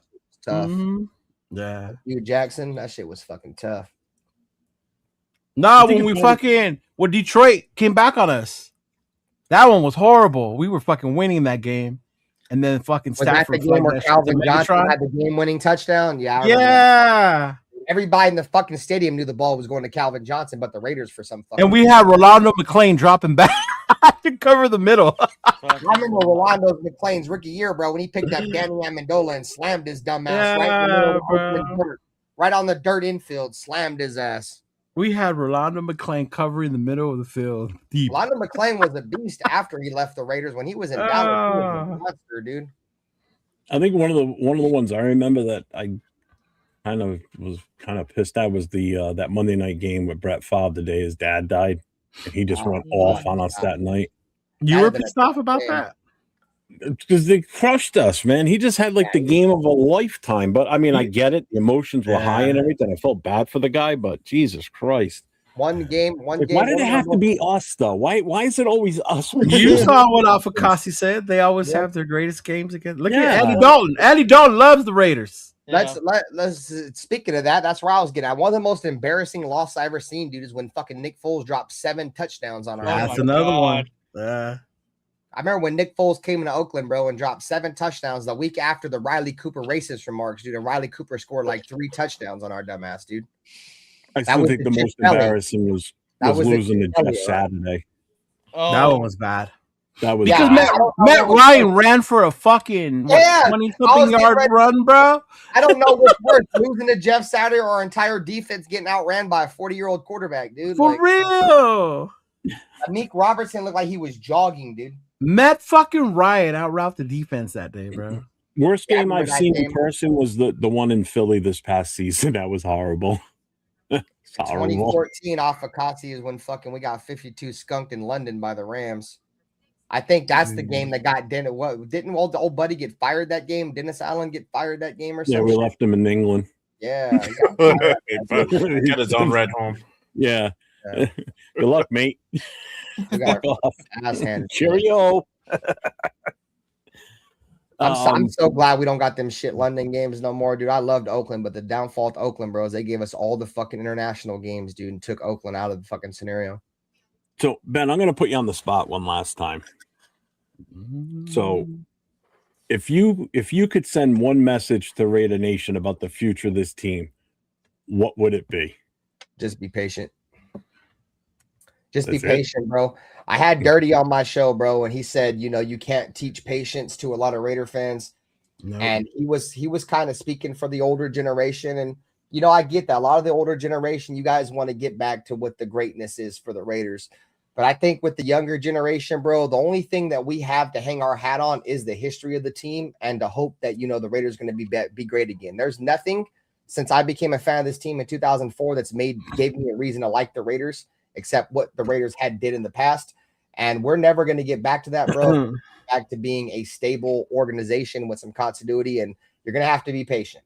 I know we've been saying that shit for years, but that's really what it is, bro. You got to be patient and let the chips fall as they may, because the Raiders are in a position now to where, they're going to get a quarterback. They got the young coaching staff. Let them build the roster and let this team, mature before your eyes. It's going to be the best, the next opportunity we have since, watching a quarterback grow since Derek, and I'm excited for it. So you just got to be patient, bro. We're not going to be great overnight.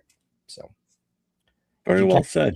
With it, yeah. If you can't be patient with it, man, it's going to be a long ship. I've seen some Raider fans. We're going to get 10 wins next year. We're going to get 11 wins next year. That mindset is going to make you really disappointed next year. I promise you that. That's why I said when this show started, my record is anywhere between 3 and 7 wins. 7 wins, I'd be fucking jumping up and down for 7 wins. You know what I'm saying? But I think it's going to be a Derek Carr rookie season. We're going to have 3 to 7 wins, and it's going to be an uphill. We'll get from, we'll probably get a win or 2 better every single year. So.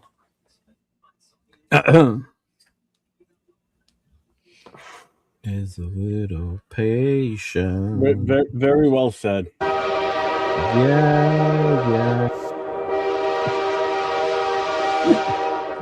Got the train. Choo-choo train, dog. I don't know where he fucking came up with that shit yesterday. Out of all the things, the fucking train. Yeah. Oh, good lord.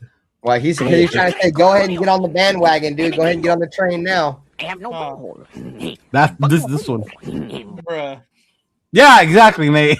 I don't even think Nate was born when that show came out, dude. Oh man. I don't know if I was. I don't think I was. I think Will was like, what the fuck is that? Last night. Yeah. Yeah, he was. Wow.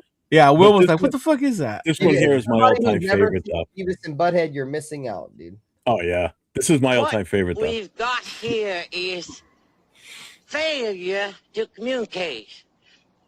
Some men you just can't reach. Where's that from, you guys?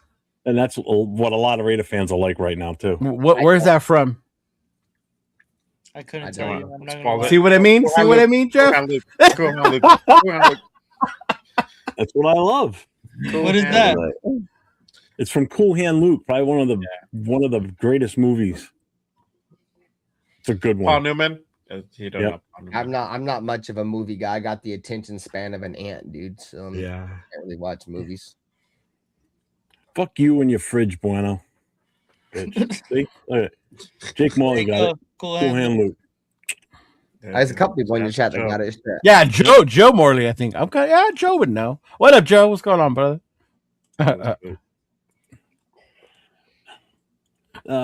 So, I mean, we're almost out of here. So, Ben, what do you got going on that you want to promote? Whatever you want to say, go for it. This week I'm gonna do on Friday. We're gonna do a free agency show. Last week we did in-house free agents that we should keep. This Friday we'll do free agents that I think the Raiders need to look at outside of the building.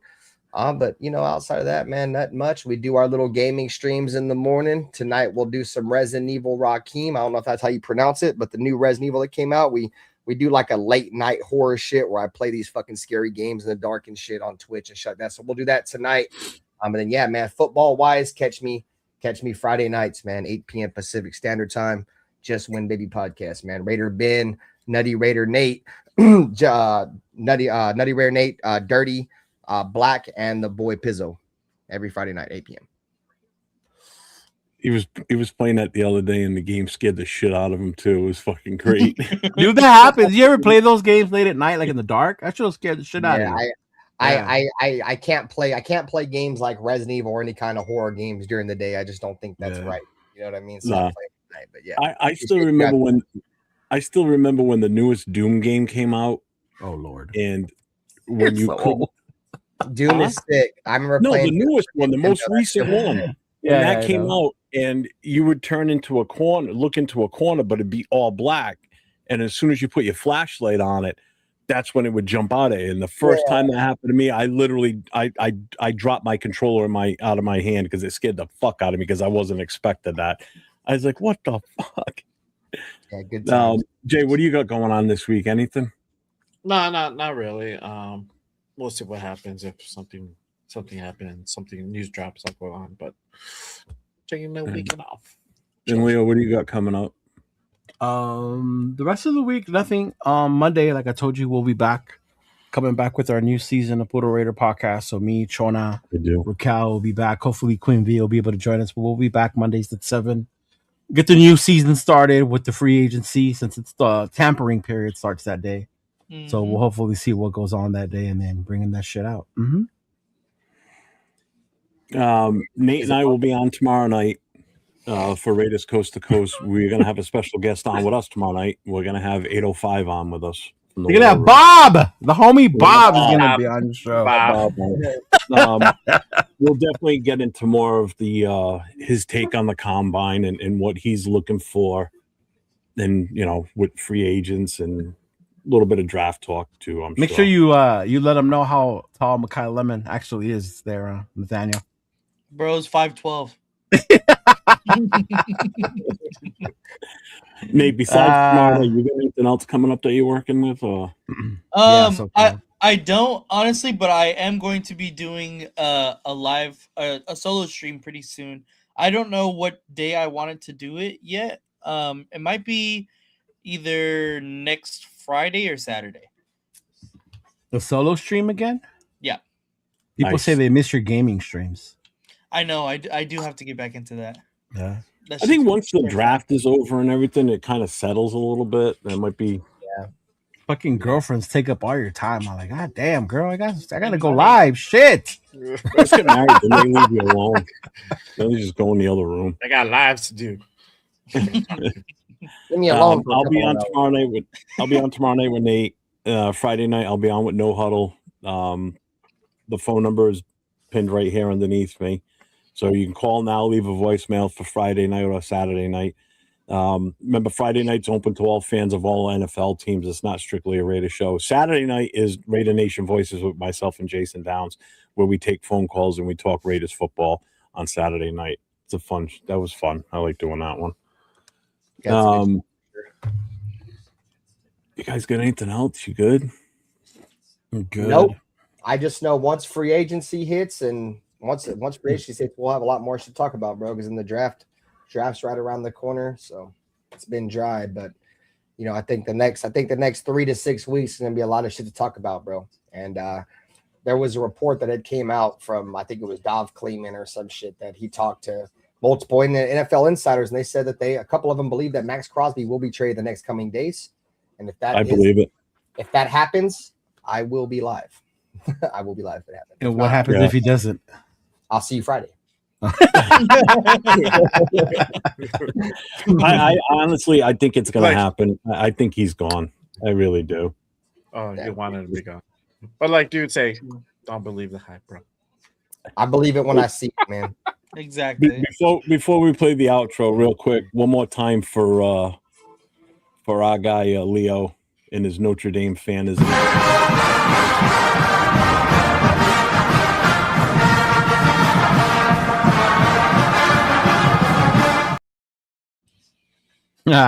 Hey Nathan, fuck you. You shut that screen right. I don't want to be associated with that song. Yeah, I got nothing else. So thank you everybody for being here tonight and spending the last 2 hours with us. Ben, thank you, my guy, coming in here and spending the night with us, man. This has been fun. You've had some great takes. Everybody's had some great takes. Shout out to everybody that gave super chats tonight. I appreciate you all, and to all the moderators out there too. Thank you all for everything you do for all our channels. We appreciate you guys 100%. And as I always say, everybody, stay safe and go Raiders. Go Raiders. Hey. Raider Nation. It's time to connect. Leo, Jay, Nate, Jeff, right. Yeah, silver and black. The crew is insane. Breaking down the madness before you can blink. Another week, wow, another storyline. But the Raider connection keeps it all in line. From Vegas lights to the East Coast grind, we talk that truth, no filter, no rewind. Four voices strong, so buckle in tight. It's time to bring the nation to life tonight. This is the Raider Connection Show, where the silver and black stories flow. Leo, J, Nate, and Jeff on go, breaking every play down blow by blow. R-N-4-L, you already know. Welcome to the Raider Connection Show. Leo with the facts, breaking down the scene.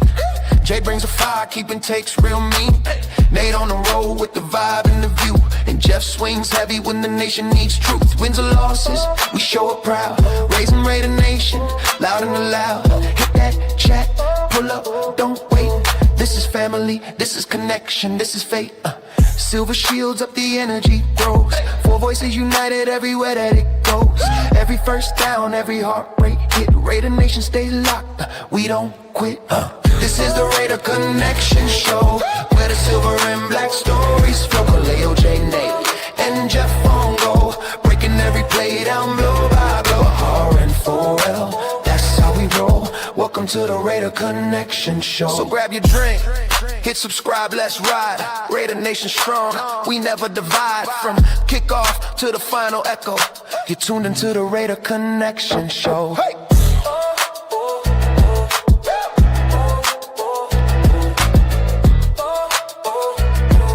You're tuned into the Raider Connection Show.